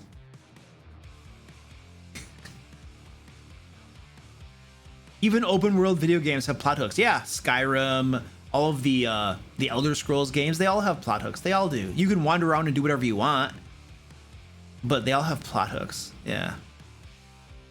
I'm sure there are people who spend 620 hours prepping a single session too. Yes, there probably are. They're the people that never actually play the game because they're always prepping their campaign. They always got to have it perfect before they start. So it's like 5 years to prep it before they'll actually run the game. I played an amazing sandbox and an awful one. The amazing one had a thing called plot hooks. Exactly. A sandbox game still has plot hooks. The difference is the players get to choose what they want to do next. So there's really two. When we're looking at the two sides of the spectrum, when we're looking at a sandbox game and the opposite of a sandbox game, it's not a railroad. A railroad is not the opposite of a sandbox. It's not. The opposite of a sandbox is what we call a linear game. A linear game. A sandbox game is when there are plot hooks and the players can choose to go to whichever one they want in pretty much any order they want. you know, they get to choose. A linear game is when there are plot hooks and you must do them in a certain order. Almost every single module that exists is a linear game. And even if you say, well, but Luke, Curse of Strahd is kind of sandboxy, and, you know, Princess of the Apocalypse was billed as kind of sandboxy. Even if you say that, my counter to that is, okay, all of those different quests in Curse of Strahd, were they designed for certain levels of characters? They sure were. So are you telling me that if at level 3 you go to Amber Temple, that it's going to be a cakewalk? No, you're going to get your butt handed to you. If you at level 3 go to Castle Ravenloft, is it going to be? No, you're going to get murdered. So it's still linear. It's still designed in a linear way because all of the adventures were designed for certain levels of characters. So it's still a linear adventure. Almost all modules are linear. The only way to write a module that's not linear, that's sandbox, is to have basically each adventure has a different levels and different types of encounters based upon the level that the characters are when they get there. So it's almost impossible to write that. Now, when I'm running a sandbox, you know, I can adjust an adventure and make it for a higher level or lower level. If my players decide they want to go to this adventure first, then I'll just tweak it a little bit and make it appropriate for their level. Or if they go to this one, I'll do the same thing. Now, I could decide that in my world, you know, I'm not changing the game design for these different adventures. And if you're level 3 and you go to a place that's designed for level 10, you're going to get your butt handed to you. I could do that. That's a legitimate way to run the game. One might argue that it's not. It depends on your group. Some groups might enjoy that type of gameplay where you never know if you're going to get in over your head, right? That could be fun for some groups. Other groups are going to find that to be very miserable, and they just want to know that we're. So yeah, it just depends on like your players and stuff, you know. But the two spectrums are sandbox and linear games. Those are the two spectrums. A railroad is something totally different. A railroad is when players when they have no choice of how to solve a particular adventure. So if they have to rescue the princess from the evil villain, there's only one way to do it. There's only one possible way to rescue the princess, and that is whatever the dungeon master has devised to be the way to do it. If they try to talk to the villain and convince them through diplomacy or something, or maybe they kidnap a different princess and try to make an exchange, no, not gonna work. Any creative idea the players come up with, if they want to sneak in a certain way, or I don't know, go gather an army of orcs and help create a distraction or something, none of that will work because the dungeon master has decided there's only one way to get it done. A railroad a lot of times is defined. It almost feels like sometimes that a railroad is when the dungeon master like has a story they want to tell. They have a specific story that must happen. And this adventure here is that story, and you guys need to approach this adventure and complete this adventure in a certain way so that the proper story gets told.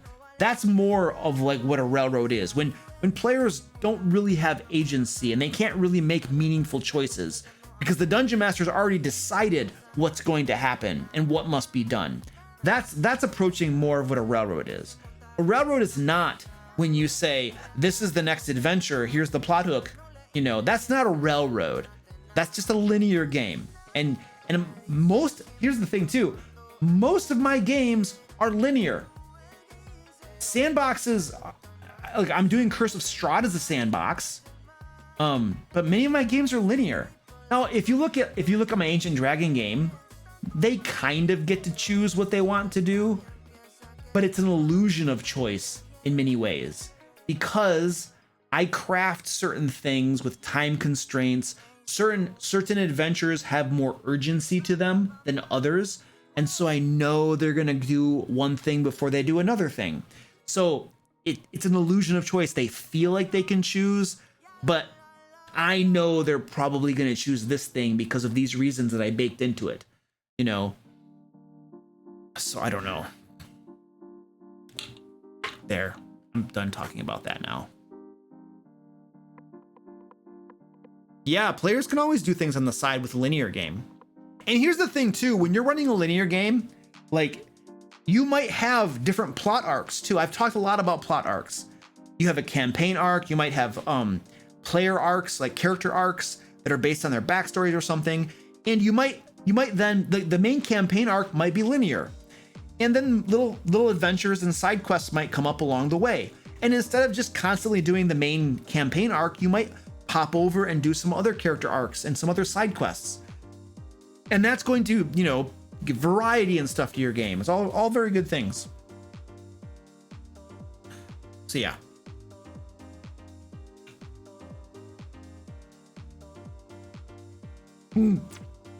Immersion. What was Ed saying? I hate the word immersion. It's used by pretentious players to sound important. What were people saying?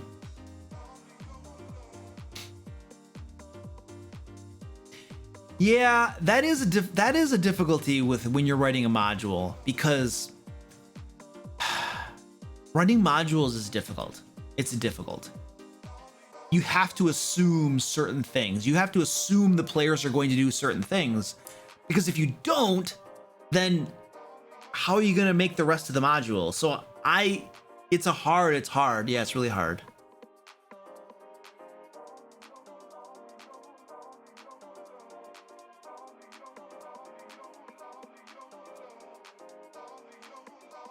I was in a sandbox and it ended up we sat in a town for 3 sessions discussing what to do. I would drop that game in a heartbeat. There is no way I'm gonna sit in 3 game sessions discussing what to do next. Are you kidding me? What a miserable way to spend 12 hours. Hold on a second, 4 times 3, 12 hours of my life discussing what to do next. I'm out of there. You give me 1 game session. If I'm a player, 1 game session where we literally spend 4 hours discussing what to do next, I'm done. I'm out. I will never go back to that game, ever. Horrible. I don't care if it's the DM's fault. I don't care if it's the player's fault. I don't care whose fault it is. That is not how I'm going to spend my time. You should have seen me. There was this one time I play in this Descent into Avernus game with some other people, and I remember there was this one time where I'm a player in it, and I think there were about 4 players, and there was this manor, this villa or this manor that we had to like get into and infiltrate, and at least one of the other players was making a really big deal about doing it the right way so we don't get caught. What's the best way? We got to make sure we don't get caught. And in my brain, I was like, this is a pointless, dumb decision. Let's just go in there and do it. It doesn't matter how we go in. It doesn't matter what. We'll figure it out. We'll improvise. And I'm thinking, look it. The Dungeon Master isn't here to screw us over. The Dungeon Master is here to give us an enjoyable game experience. Even if we make a poor choice, it doesn't mean the world is all over and lost and everything ends. It just means things might be a little bit harder. If he's running the game well, you know. Now, there are critical failure choices that might just result in game over. But let's assume we're not making one of those choices. As long as we don't make one of those choices, we're probably gonna be okay. So, how about we do this? How about we just make a choice in like a few minutes and then go in and play the game? Because I'm sorry, sitting around the game table and discussing for 3 game sessions what you're gonna do next is not playing D&D. That's just part of the game. No, that is okay. 5 minutes, 10 minutes, 15 minutes. Okay, let's weigh our options. Let's make a decision. Okay, that's fine. But 4 hours, make a decision. 3 game sessions to make a decision about what you're gonna do next. I'm piecing out of that so fast. I remember this one time I've told this story before. It's been a while since I told it though. I was watching an actual game. I was watching an actual play game session. It was the finale of their campaign. It wasn't Critical Role or anything, but it was the finale of their campaign. It was their last game session for the first season. Oh, for the entire campaign. It was for the entire campaign, and the whole, I would say probably about 2 to 3 hours of the game session, the players were discussing there was a bad person that had arrived at their castle, and that bad person was giving them a choice whether they would make a deal with her or they would have to fight her. That was the choice. And the players were sitting there for about 2 to 3 hours, I think, trying to decide whether they were going to fight her or make a deal with her. And I think there were about 4 or 5 players, and really only 2 of them were having the discussion. One of them wanted to fight because it's D&D, it's the last game, it's the final, let's just fight, you know? And the other person wanted to make a deal. The other 3 players were mostly quiet the whole time, not even engaged at all, you know? And then finally they decided to make a deal, and then they didn't fight her, and that was it. And then that was the game. That was your campaign finale, you know? We just made a deal with the devil or whatever, and that's it. But it was like 2 to 3 hours of just trying to decide. And I remember I left like a comment. I think I left a comment on the person's video, and I said something about like that was horrible. 3 hours talking about it, you know. And the person's response was, "That's part of the game."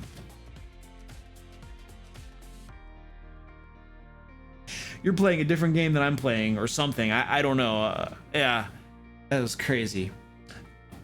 There's a nice little rant for you.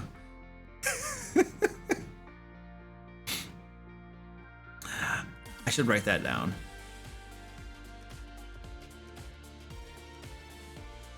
Oh, it was about.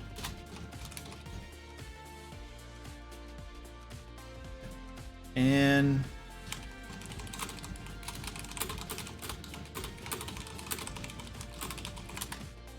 there we go. All right, so anyway, to finish reading what the person wrote, I was in a sandbox, and it ended up we sat in a town for 3 sessions discussing what to do. The other PCs refused to discuss between games because it ruins the immersion. That's so stupid. That's all I have to say about that. Ruins the immersion. How about we... Okay.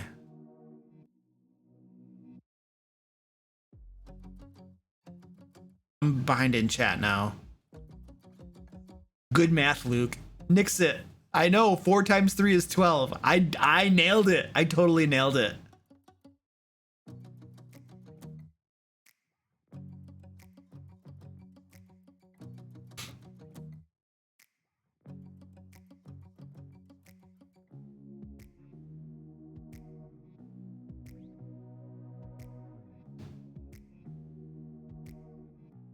How many of those game-ending decisions have you made in Descent into Avernus, Luke? We haven't TPK'd or anything, and I'm reckless. I am reckless as a player, but I'm also playing a paladin, so I'm very, very survivable. It's very, very hard to kill me, and I dodge a lot. I'll cast Shield of Faith. Oh, by the way, you guys, don't tell my dungeon master this, but the shield he gave me, it's not supposed to give me a +4 to my armor class. It's supposed to be a +2, but he's allowing it to give me a +4 to my armor class, which is insane. It's not supposed to do that. Anyway, I'm a paladin in Descent into Avernus, and we haven't TPK'd yet. I've died twice, I think. I've died twice, but now that I'm a paladin, it's really hard to kill me.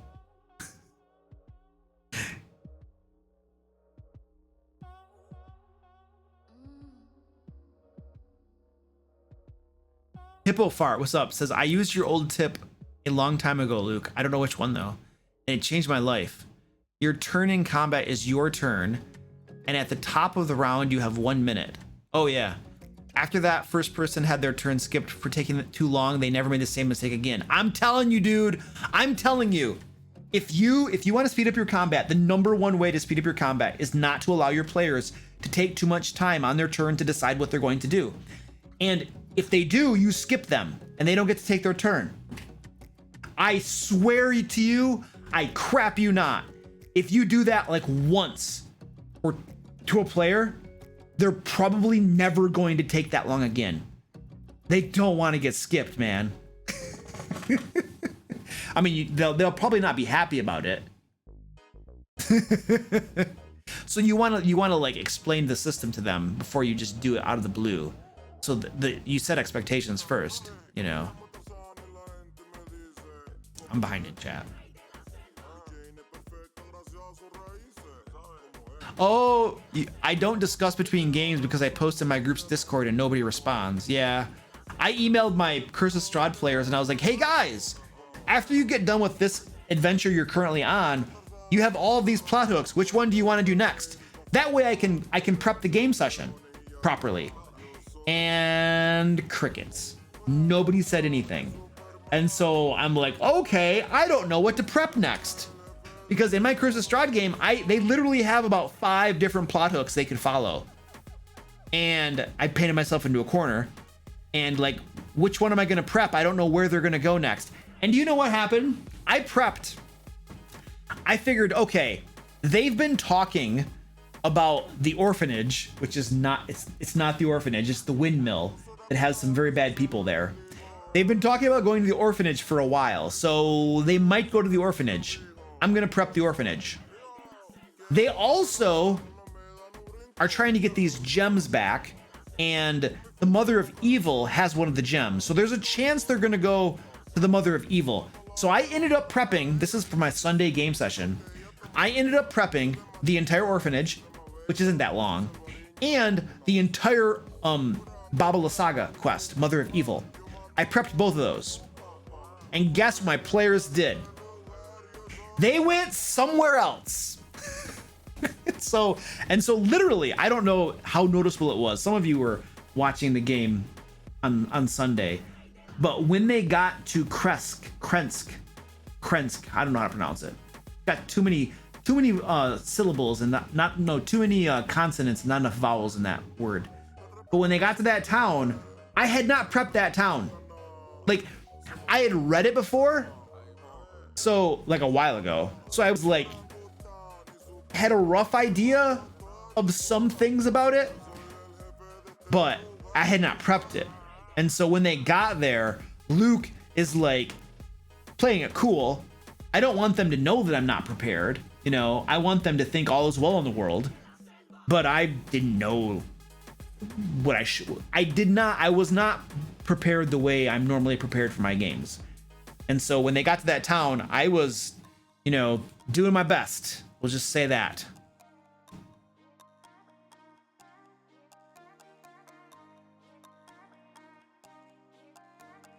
All right.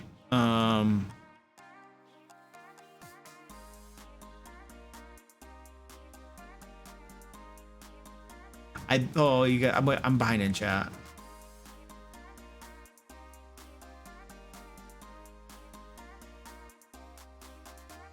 Kresk. Yeah, it's horrible.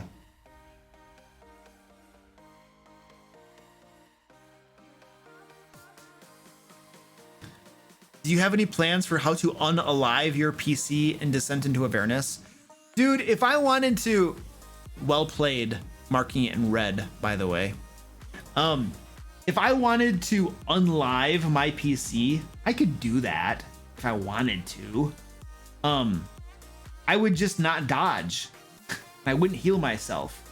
Like, if you want to die, it's not hard to do it intentionally. It's really easy. I'm just not gonna do that, you know? And I like playing paladins. They're very, very powerful, and I enjoy it. You have lots of different things you can do. You're good in combat. You can do healing. You know, you have a little bit of spell casting and stuff. So paladins are really fun to play. So I don't have any desire to die necessarily. If I wanted to, it wouldn't be that hard. Do you feel Stone Skin is a cruddy spell? Yeah, Stone Skin sucks. Let's take a look at it real quick, and I'll explain my reasoning. Why Stone Skin sucks. Well, first of all, it's concentration. That's the biggest problem. Stone Skin. Let's go look this up. 4th level spell. It's concentration, lasts for 1 hour. Until the spell ends, the target has resistance to non-magical, bludgeoning, piercing, and slashing damage. So first of all, it's concentration. Concentration is like a very important thing, and you only get one thing you can concentrate on. It's almost as bad as Blur. Blur is also really bad. Stone Skin might be okay if the casters cast it on like the fighter, maybe. And then the fighter will take half damage, but then the caster is concentrating on it the whole time, and he can't use his concentration for something else. So I've always kind of viewed this as a pretty crappy spell because it takes up concentration. I wouldn't use it. That dodge tactic is overpowered. Oh, it is. Oh, dude, when I dodge, oh, it's so overpowered. You guys, I have a very basic tactic that I use with my paladin in my Descent into Avernus game. I have a very, very basic tactic. It's not rocket science. I try to find a choke point, and then I plant my paladin in that choke point with all of the rest of the PCs behind me, and then I dodge. That way, the monsters have a really hard time getting past me. All of the PCs behind me are protected, and I'm just dodging. I have a high armor class and disadvantage. Listen, at the extremes, disadvantage is really bad. When you have a high armor class and then enemies have disadvantage to attack you, oh, it is horrible. At the extremes, like with high armor class or like low armor class or something, when you have advantage, say, it's really, really broken and unbalanced. The disadvantage system or advantage system in 5th edition is easy to implement, but at the extremes, if that makes sense to you, it's super powerful. So I find a choke point and I dodge. That's why the other characters, the ones that don't stay in the front line, almost never take any damage, because I'm there dodging, not getting hit. And when I do get hit, I get hit, and they got to heal me, right? Or I heal myself or something. But they're almost always unscathed because of this tactic that I use. It's not always like super interesting for me to do that all the time, because I'm not like swinging and hitting stuff, you know what I mean? But it's still satisfying.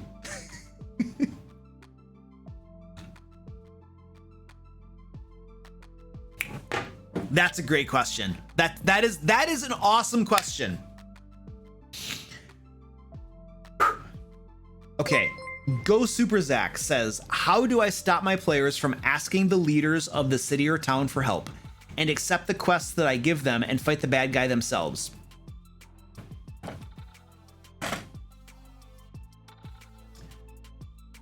Hello, we are gathered around this table to play Dungeons and Dragons. Do you want to play Dungeons and Dragons? Do you want to play the game? You don't have to. Like you literally don't, we don't have to play Dungeons and Dragons. We could play something else. Because if you just want to go to the city guards and the town and get them to do the quests for you and not do it yourselves, why are we here? Why are we sitting around the game table? Because we like eating nachos and pizza? I mean, those are good reasons. Those are really good reasons, granted. But if you guys don't actually want to play the game, then we don't have to. If every time there is a problem in the game world, you go to the authorities and try to get them to do it, like maybe we should find a different game to play. Because literally the game is, you guys are an adventuring party, you go on adventures, and you do these things yourselves. That's literally the game. So if you want to not play the game, if you just want to go ask the authorities to do it, well, you know what the authorities are going to do? Well, the authorities are going to hire an adventuring party to go do the quest. And if that's not you, then they're going to hire somebody else. So really what we're driving at here, it's like, I understand that in game, the characters might be like, huh, this is all very dangerous. Shouldn't the authorities just take care of this problem? Why don't they take care of this problem? And let's go ask them to help take care of it. Or the dungeon master might feel that they need a justification, an in-game reason that the authorities can't take care of it, or they won't take care of it. There needs to be a reason that the adventurers need to take care of it. And while that's fair, you probably should have an in-game reason that the adventuring party needs to take care of it and that the authorities can't. And I have a few reasons for that. It's fair to have an in-game reason. You probably want to have one of those. I still feel like this is a higher level discussion. This is not an in-game justification or an in-game discussion. We really need to have this as an out-of-character discussion. This needs to be an out-of-character discussion. In other words, if I had that problem that my players just always wanted to go get somebody else to do the quests for them, I would literally just pause the game and have an out-of-character discussion with my players, and I would say, hey guys, this game literally is, you are an adventuring party and you go on adventures and you do quests. That's what the game is. So if you don't want to play the D&D, if you want to play a different type of game, we could do that. But the game is literally that you guys go on quests and do adventures. That's like what the game is. So do you want to play the game? I feel like instead of constantly trying to fight that battle, so to speak, in character and try to justify why, oh no, the guards can't do it, or the town can't take care of that problem and it has to be you. Instead of constantly coming up with a multitude of reasons why the town and the authorities can't take care of the problem and that the adventuring group must be the ones to do it, instead of fighting that never-ending battle, it's a lot easier to simply pull out of character and have an out-of-character discussion with the players, whereby you basically are like, look, at the game is you go on adventures. Like either we're gonna play the game or we're not gonna play the game. It's fine either way, because if you guys don't want to play the game, I'm a dungeon master, which means I can find players anywhere. There are lots of people who want to play the game. So, but if you want to play, let's play. Great, let's do it. But if you don't, then okay, fine. You don't have to. You know, you could play something else, and I could find some players who want to play D&D. So I would almost have that out of character discussion. Now, in character, you probably want to have at least some reasons why the authorities can't solve the problems. Here's the thing too. I have a Kickstarter that I'm working on right now called Into the Fae, and I literally had some feedback that I got from the playtesters, and one of the feedback that I got was, what stops the characters from just going to the guards, or why aren't the guards taking care of the problem? Why do the characters have to do it? What's the motivation here? You know, like that was part of the feedback from my Kickstarter. And I had like a conniption fit, and I broke down, you know, not with that person, but just internally in my head. And I was like, why even have the module? Why even have the adventures if the players aren't going to go play them? Like, that's the purpose of the game. That's the purpose of the module. And so, of course, you know, I created some in-story reasons, some justifications that the guards of Airedale could not take care of the problems. Like, it's a good thing to have, granted, but there's a higher level discussion of like, do you want to play the game or not? That needs to be had at some point too, I feel. The basic generic justification that you can use for why the guards or the authorities cannot take care of the problem is essentially that your average guardsman is not a powerful adventurer. They're like a CR 1/8 guard. They're gonna die super easily. Their job is not to go fight these massive villains and delve into dungeons and do all of these things. Their job is a police force. So if ordinary people are committing crimes, they take care of them. Or they might fight in wars and battles and stuff if they need to. But they don't really, that's not their thing to go do these crazy dangerous stuff. It's way above their pay grade with crazy monsters and things. In fact, it just so happens that in this game world, there are these groups of people that are super powerful, that are well suited for going on these sorts of adventures, these dangerous missions, and they're called adventurers. Therefore, the authorities and the city guards don't go on these crazy dangerous missions. Instead, they ask adventurers to go do them. And then the adventurers take on the risk and they get the reward of crazy loot. So that is the basic justification, a pretty standard one that you can use of why the guards and the authorities don't take care of all the problems. They're not suited to do so. They're not strong enough to do so. They need someone's help, which is the adventuring party. That's the basic idea. And if your group of adventurers aren't going to be the ones to go on that quest, well, that's fine. The authorities will find somebody else to do it, and you can go find something else to do. So there's two different ways to approach that problem or that issue if it comes up with your players. But I feel the first way that I would probably address it, I would probably give them an in-story reason, but if they kept pressing the point and they were like, well, I don't know why we'd even go do it. I think that we should just go talk to the authorities. If they kept pressing the point and making it an issue, I would pull out of the game, I would have an out-of-character discussion, and I would pretty much bluntly ask them, do you guys want to play the game? So there's my answer to that. It's a good question, though. And I'm going to mark that down. Where was that?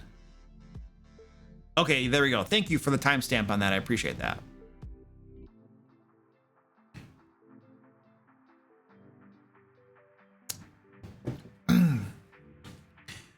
All right.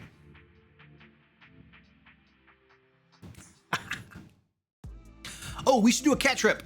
Let's do a cat trip.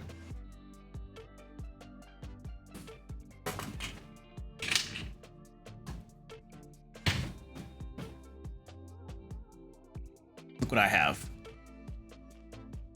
Oh, yeah. Oh, yeah. Woo! What's up, Squeaky? This is catnip, by the way. For the record, this is catnip. Orange is permanently, he is. Orange is so out of it. This catnip, like, when I was getting it out of the packaging, my cats were freaking out. They were coming out of the woodworks. They were freaking out. All right, here we go. I have the banana and I have a mouse. And we are going to apply some catnip to this.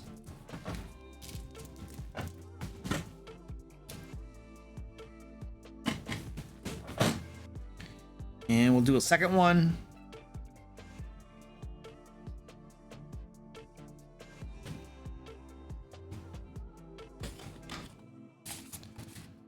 There we go.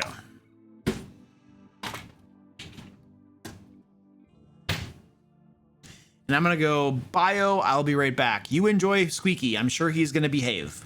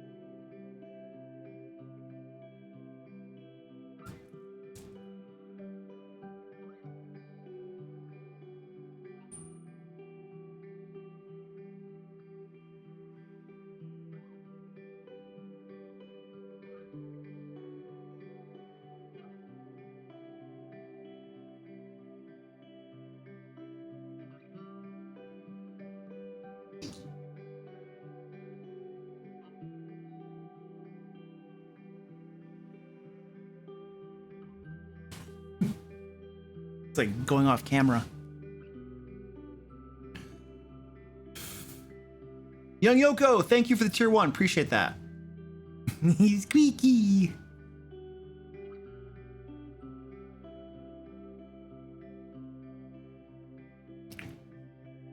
Have you ever had a group decimate a city on purpose, like killing the guards and or destroying the Capitol building? Nope, never. I've never had a group go like that. When will you start the official Cat Layer YouTube channel? I don't know. I'm taking investors right now. Tazmo Khan, what's up, dude?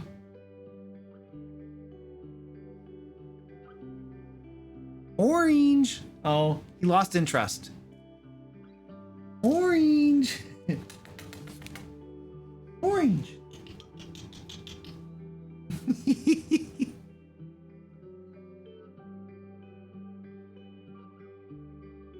That one. Would you use the skipping the turn rule for a newer players, or is that just a bad idea?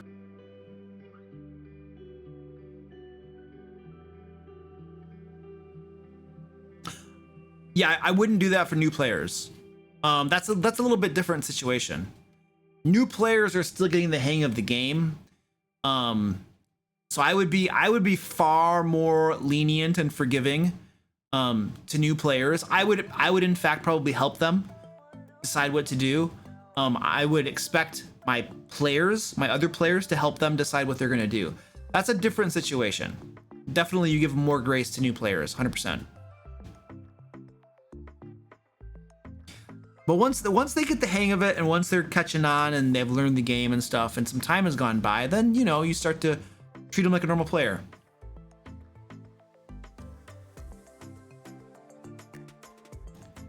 I have a player that is getting bored with role playing and always rushes that part with, yeah, okay, let's get on now. That's enough. So we're talking about social interactions, the talkie bits. The entire game is role playing, just for the record. But they don't like the talkie bits, I'm assuming. And things like that. So the other players are getting a bit annoyed by that. What's the best thing to do here? Yeah, so essentially you talk to the player. This is the conversation. Listen, I understand you don't like social interactions. I understand that you don't like the talkie bits. I get it. But you know what? You are not the only player at this game table. There are 4 other players here, and many of them enjoy the social interactions and they want to play that part of the game.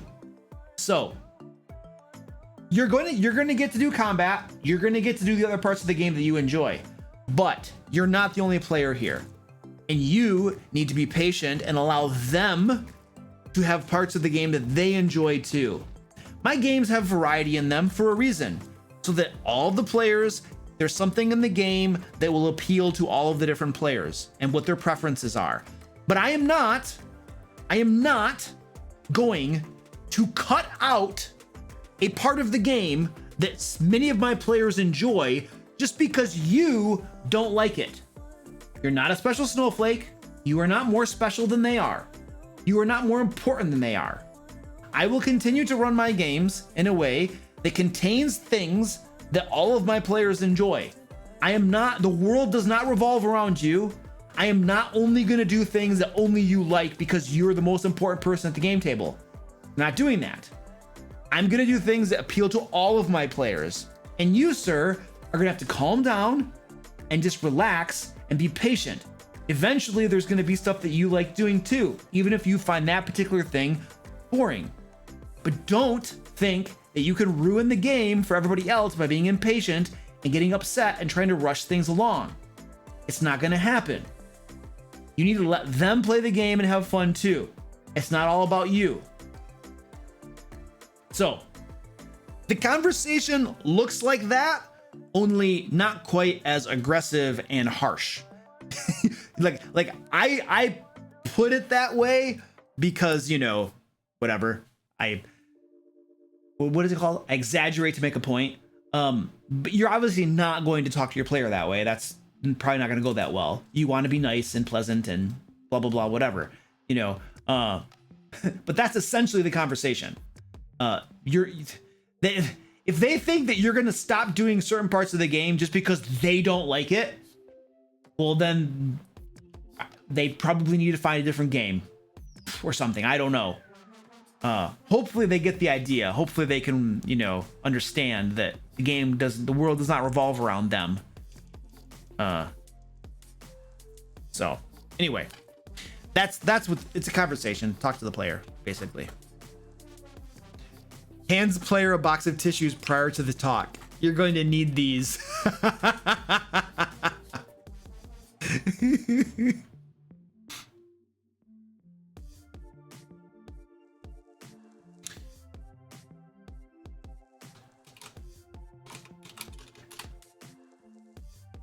Oh, Squeaky. Look at this guy. He's going nuts.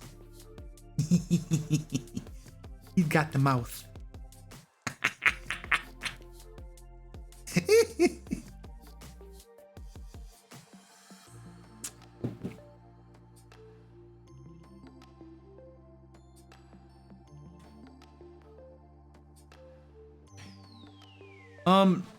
Oh, should the Dungeon Master bribe the players with magical items for well-made backstories? No, absolutely not.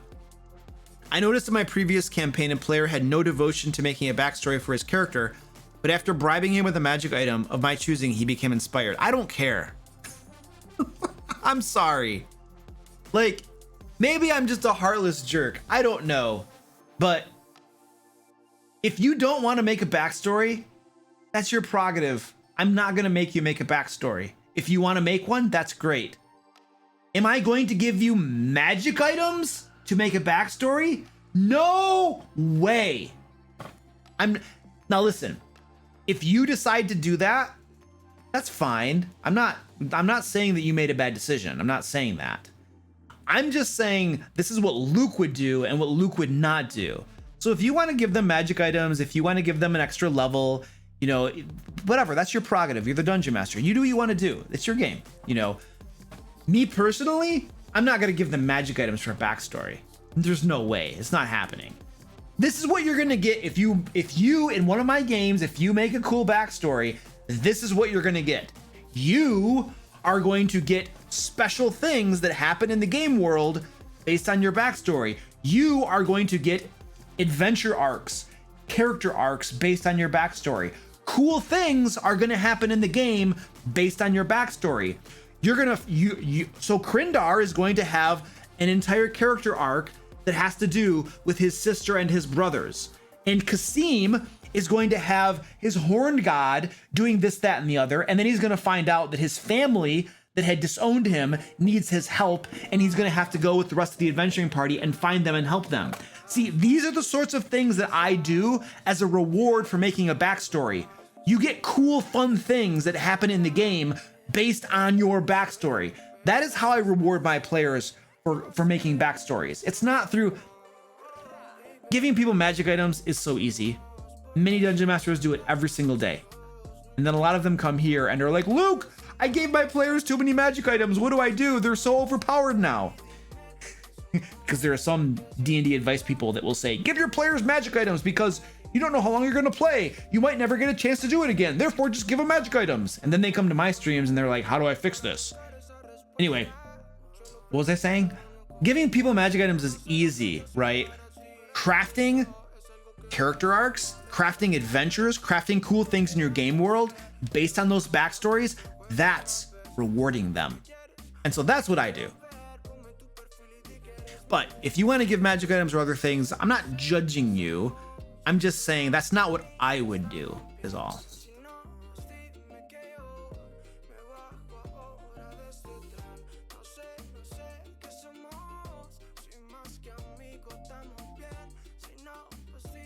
Where was that? Did you already check it off? Oh, you did. Okay. How do you feel about the sidekick system?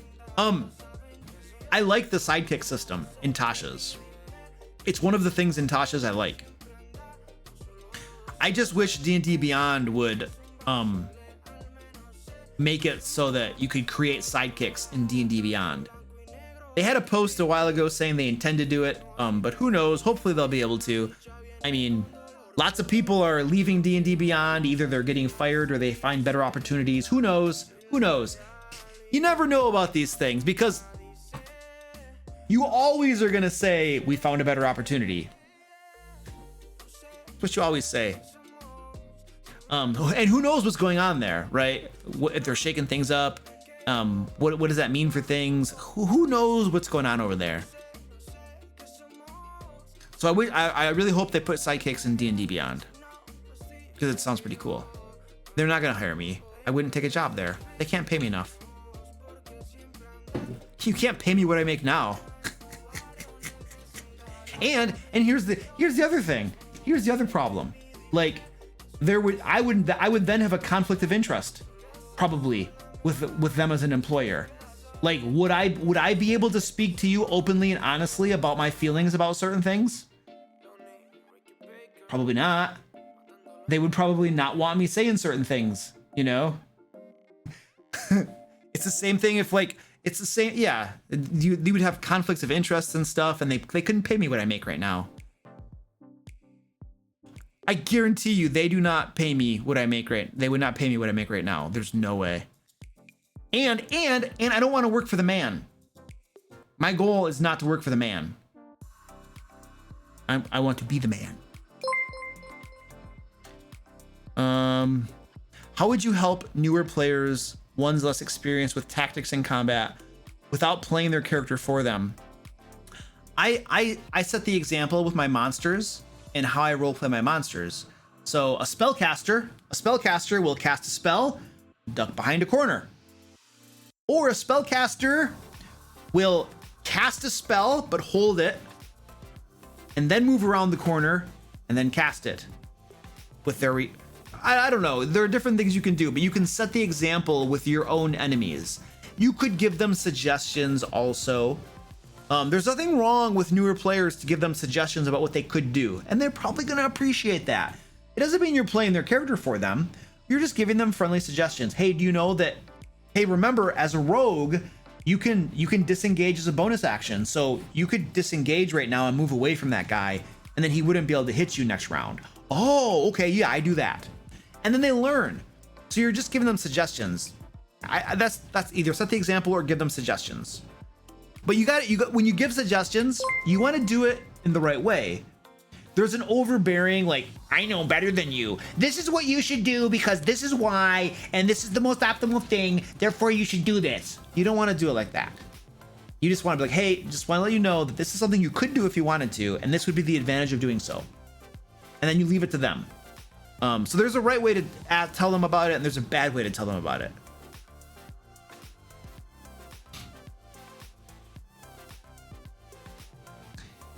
How do you explain to the DM constant near TPK random encounters aren't fun? Excuse me, Mr. Dungeon Master. Constant near TPK random encounters are not fun. I enjoy a little bit of challenge in my games. Every so often when there's a grueling fight, that's cool. I like that. But when it's every single fight, or when it's random encounters all the time that are crazy hard, like, that's not fun for me personally. That's how you do it. You tell them. Now, remember, I mean, you know, be nice about it when you talk to them. Don't talk to them like I'm talking. Be nice about it. But just remember, ultimately, you're going to give them feedback, and they may or may not change things based upon what you express to them, and also based on what the other players think as well. Maybe the other players like it. Who knows? Maybe you don't, but the other ones do. So ultimately, the dungeon master is going to be able to decide how they want to run their game based upon various factors. But it is important, I believe, for players to give feedback to the dungeon masters so they can adjust their games according to their players' preferences and stuff. I think that's important too. It's not all about player preferences. Like, The Dungeon Master does not bow down before the whims of their players and do everything the players want. The Dungeon Master needs to have fun too and run a game that they're enjoying running. So there's a balance to be had there. But my advice is to just tell your Dungeon Master. How you tell them is with your words.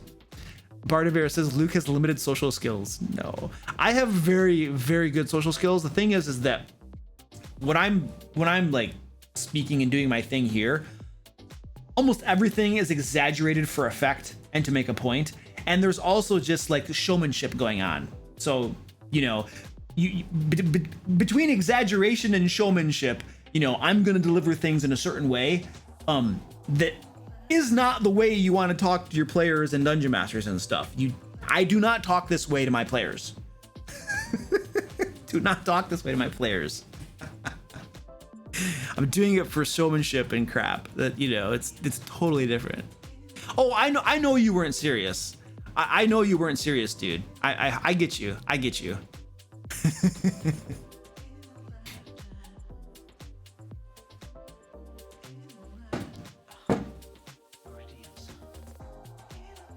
I feel like everybody has let me down. Who warned me about my coffee? Did anybody warn me that my coffee was getting low? This is why I have a coffee cam. Nixit did? I guess the stream is over. Nixit warned me. Okay, Nixit, thank you, sir. I appreciate that.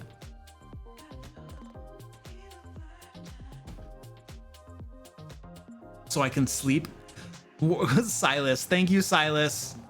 By the way, Silas Marner, I know that's not how your name is spelled, but Silas Marner is an amazing book, you guys. If you have not read the book Silas Marner, it is a really, really, really, really good book. GM Jojo was like, I was wondering why that camera was there. Actually, the camera is really here because every so often I want to show you something on my desktop. So like right now, I could show you something from a book, you know? This is why the camera is here. And I used to paint minis on stream, and so I'd have this camera here. And when we're creating adventures together, I will put the grid paper right here and we'll draw maps together.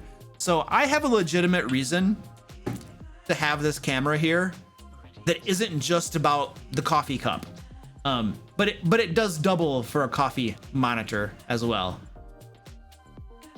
Eberron is beautiful. I love Eberron.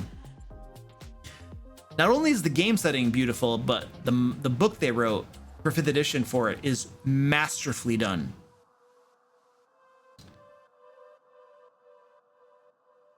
How do you get inspiration for your D&D games?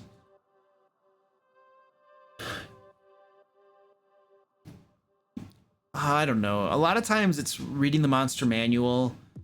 Or the Volo's Guide to Monsters. Reading this is inspiring. There's lots of good stuff in here that's inspiring to me. Sometimes it's just sitting around and thinking about D&D and stuff. There's not like something in particular that I do. But it usually, sometimes there are certain things like reading books or the monster manual or something that will inspire me to do something. Other times it's just me thinking about it, you know, like, oh, I want to run a heist. Okay, what are we gonna do? Ooh, what about a dwarven bank? What about the House of Kundark or whatever? Some sort of magically protected fortress they got to break into, and then what kind of like traps and automations, constructs and stuff, and I'll just start thinking about it, and I'll just dream something up, you know.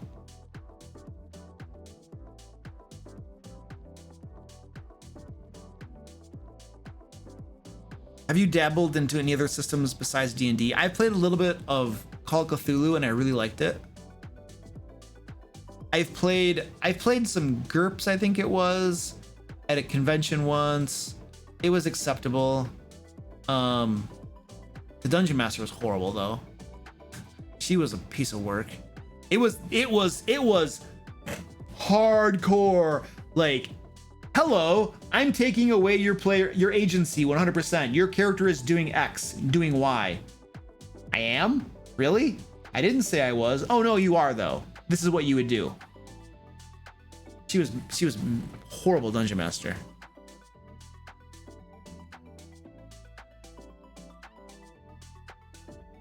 Wait, is the barbarian supposed to draw a picture? Did we do a community goal that I haven't fulfilled yet?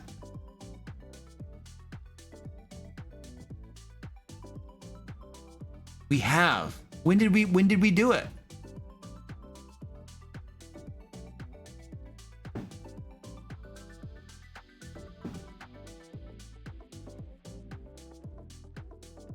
The barbarian draws the last adventure he and his party had. The picture. It's been sitting there for weeks. Really? Why didn't you guys tell me? Penguin Butt, why didn't you tell me?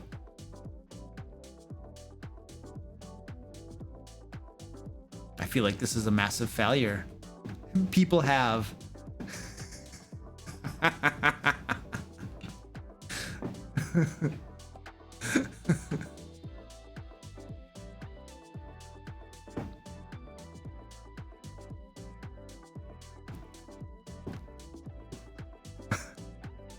A few streams ago, someone asked about it.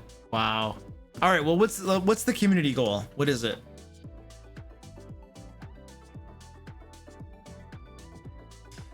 Let's see. Where is that dumb thing?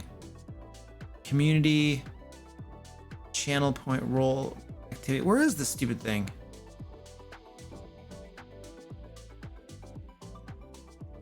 Where are the community goals? Can't find it.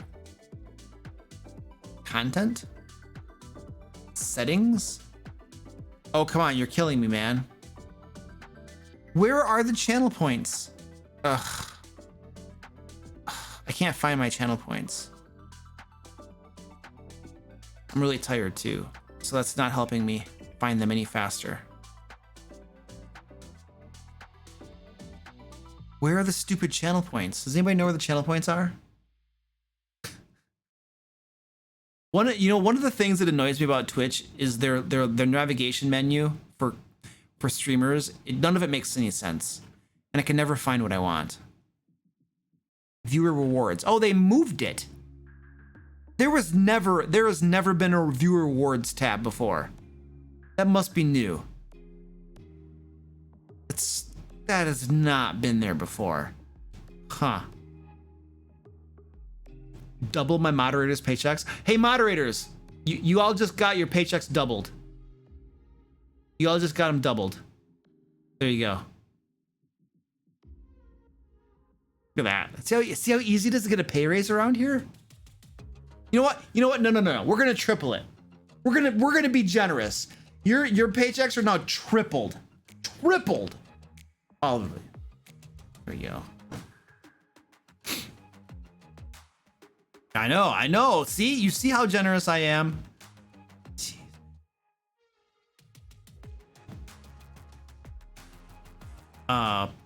Penguin Butt, you are an exempt employee. You are an exempt employee. Sorry, it's in the contract. I have to see what our the barbarian explains Thatco. No, we did that one. The barbarian draws a picture. Now here's the stupid thing. I can't actually open it up and view what it is. So what am I supposed to draw a picture of? Because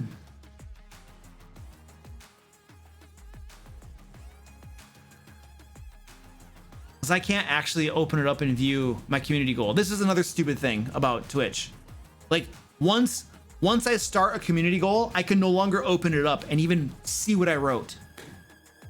His last adventure with his party. Okay. All right, well, we're gonna do that right now.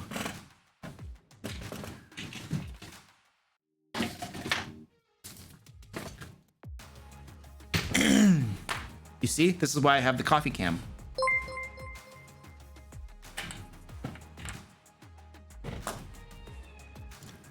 Okay, everybody. I'm really thirsty.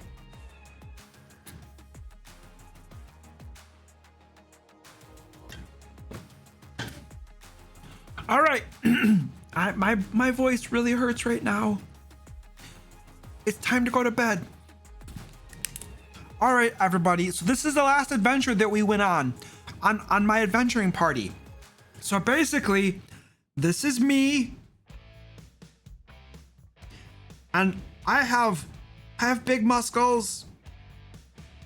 So that's me right there, okay?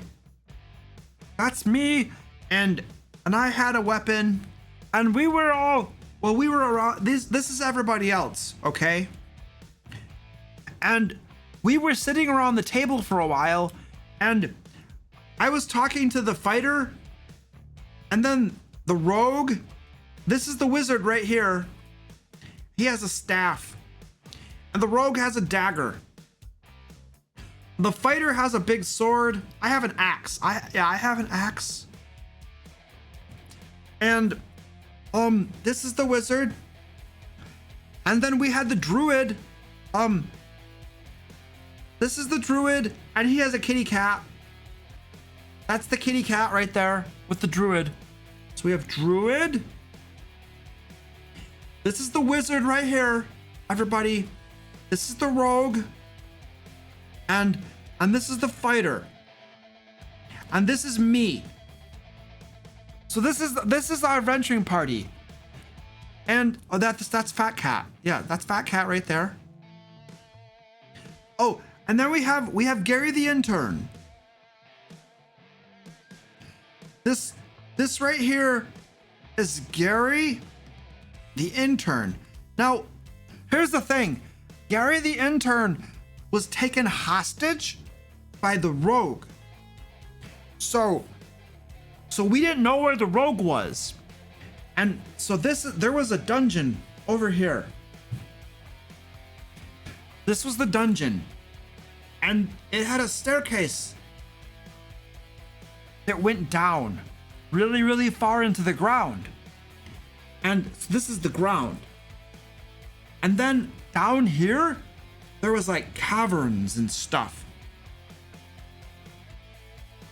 And what we did is, well, the rogue had put Gary down here.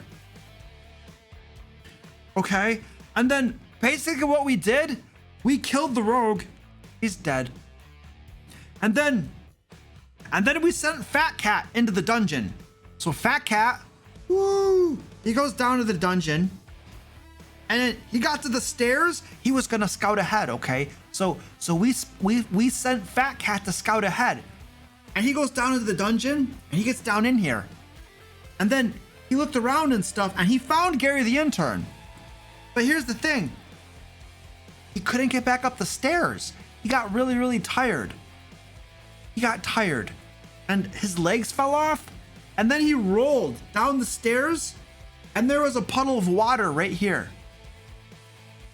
And he fell into the puddle of water, and he floated to the top. And then Fat Cat was just kind of floating in the water, okay? He was okay though, but he didn't have any legs anymore. Okay, and then the druid, no, the fighter. Yeah, the fighter. So the fighter then went into the dungeon too. And the fighter went down into the dungeon, and he went down the stairs, and then he was down in the dungeon. And well, the thing is there was a monster right here, and it had big teeth. This was a big toothy monster, and then the fighter died. He was just dead. And then we put the wizard. The wizard went down. He went down to the dungeon too. And he cast a spell at the monster, and the monster killed him. He died. He was dead too. And then the druid went down to the dungeon to try to find Fat Cat. And he got down in here, and he got past the monster. But over here, there were lots of little kitty cats. There were a whole bunch of kitty cats down here. There were 7 kitty cats over here. And so the druid took all of these kitty cats, and then he left the dungeon. And now the druid has 7 kitty cats, all his own. And he retired. He now has a mansion, and he retired. And he no longer adventures at all. And he doesn't really care about Fat Cat. Fat Cat is still floating in this puddle, and the druid is a cold, heartless jerk and doesn't care at all about him. And that's not very nice. Okay, and then so basically he's dead. He's dead to me. So now we have me, the barbarian. And I go down into the dungeon. I destroy the whole top part. I smash it to pieces. It's totally destroyed, okay? And then I go into the dungeon and I kill the monster with teeth. He's dead.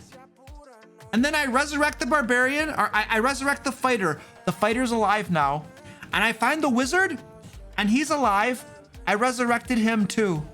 And now I have both of them. And I send them home because they're just gonna die again because they're weak wussies. And then I get down here and I go down here where all the kitty cats were, but there's lots of poop all over the floor and I step in it and it's not very fun. And I don't wear boots. And so I left. I didn't go back there. I found Fat Cat and I cast Greater Restoration and I grew back his legs and then he got to leave the dungeon. And then I went over to here to Gary the intern and I gathered up Gary the intern and I held him tight against my chest. And then I took him out of the dungeon and I put him back here. And then he was fine. And then I resurrected the rogue too.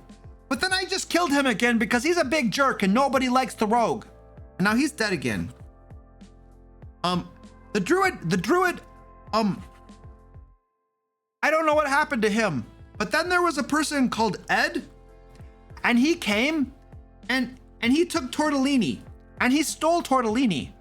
And so then I had to track him down. I went to the foothills of Virginia and I walked through the woods for years and years on a spirit quest to get Tortellini back. And then finally I found him and he's dead now. And I got Tortellini back and I gave, and now Tortellini's with me. And he rolls on the ground a lot. And I think that's the adventure. That's the last adventure that I had. Yeah. It turns out that Ed was the big bad guy. Yeah. And then do you know what happened? When I was fighting Ed, I said a bad word. And then you know what? Penguin Butt came and she hit me with a hammer. And then I was dead. And then Penguin Butt was left and she ruled the world. And it was a very, very wonderful place. And lots of people were very happy. But not me, because I was dead. And that was my D&D adventure. Thank you everybody. All right, I think we finished that community goal. Is this all canon? It's totally canon. All right, I'm gonna mark that complete. What do you guys want to have for the next community? Oh, Omniscar, thank you for the tier 1. I appreciate that. What do you guys want to have for the next community goal? What should we do? Yes, the barbarian can do whatever he wants. You don't understand. I'm very, very powerful.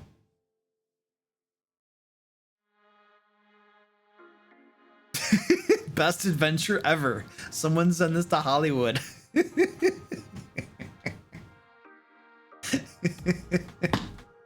A dance in full wizard robes? Oh, that sounds miserable. I need new skit characters now. Yes. Everyone dies. Well, okay, so I do dancing and stuff. What should the next community goal be? Yeah, in 5th edition, death doesn't matter. Exactly. Have Penguin Butt be in it?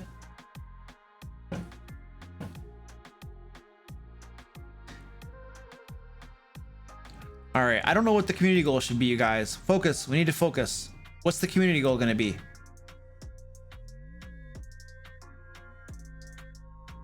Luke comes to Texas. Are you in Texas, Goliath Cleric?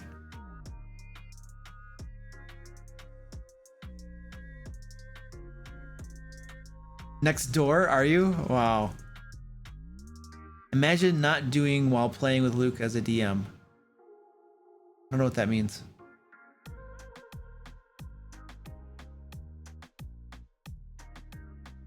Oh, Amber's is in Texas? Dang, there's a lot of people in Texas. Druid reads Cheshire Cat poetry. The Druid? Oh, the Druid's voice would kill my throat. You're going to her house next week? Whose house? Oh, Penguin Butts? Oh, wow. Danny will be there with you too? That's messed up. Take a cat of your choice and wear it as a hat, then dance around singing kitty cat. No, they would scratch my face off. All right, I don't know what the community goal is going to be. Somebody will have to figure it out. We're done though. We're gonna end the stream here. We're gonna raid somebody and then that's it.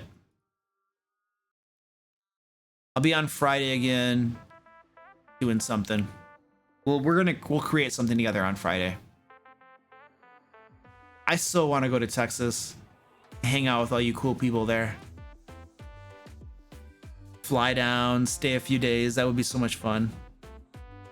We could get Penguin Butt to run D&D for us. Oh, yeah. Make Danny run D&D. Need to make Danny run D&D too. You'd fly down to join us? Awesome. We could have a little party in Texas. Dude, we could totally have a little party in Texas. Oh man. We are definitely making Danny run D&D. Absolutely. We're gonna force her to run D&D. All right. I'm gonna find somebody to raid here. Hey, I could raid myself. Look at that. I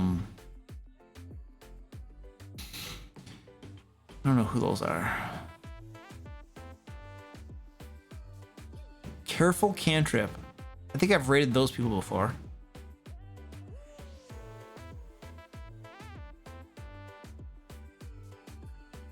Let's rerun. Why would you put a rerun on? What's this? Ooh. I think we're rating these guys right here. It's live. They have a map, which means they're probably playing actual D&D. We're gonna do these guys. Nostalgium Nerd. All right, we're gonna raid those guys right there. Nostalgium Nerd. I'm gonna get that set up. Go to my stream manager. Nostalgium Nerd. All right, ladies and gentlemen, are you ready for this? Let's go raid them. Raid time. Goodbye, everybody. Thank you for listening to my wonderful story. It's lots of fun talking with you all, like it always is. And I made a pretty picture tonight, and I'm very, very proud of it. Yes. Okay, here we go. Go raid now. Ah!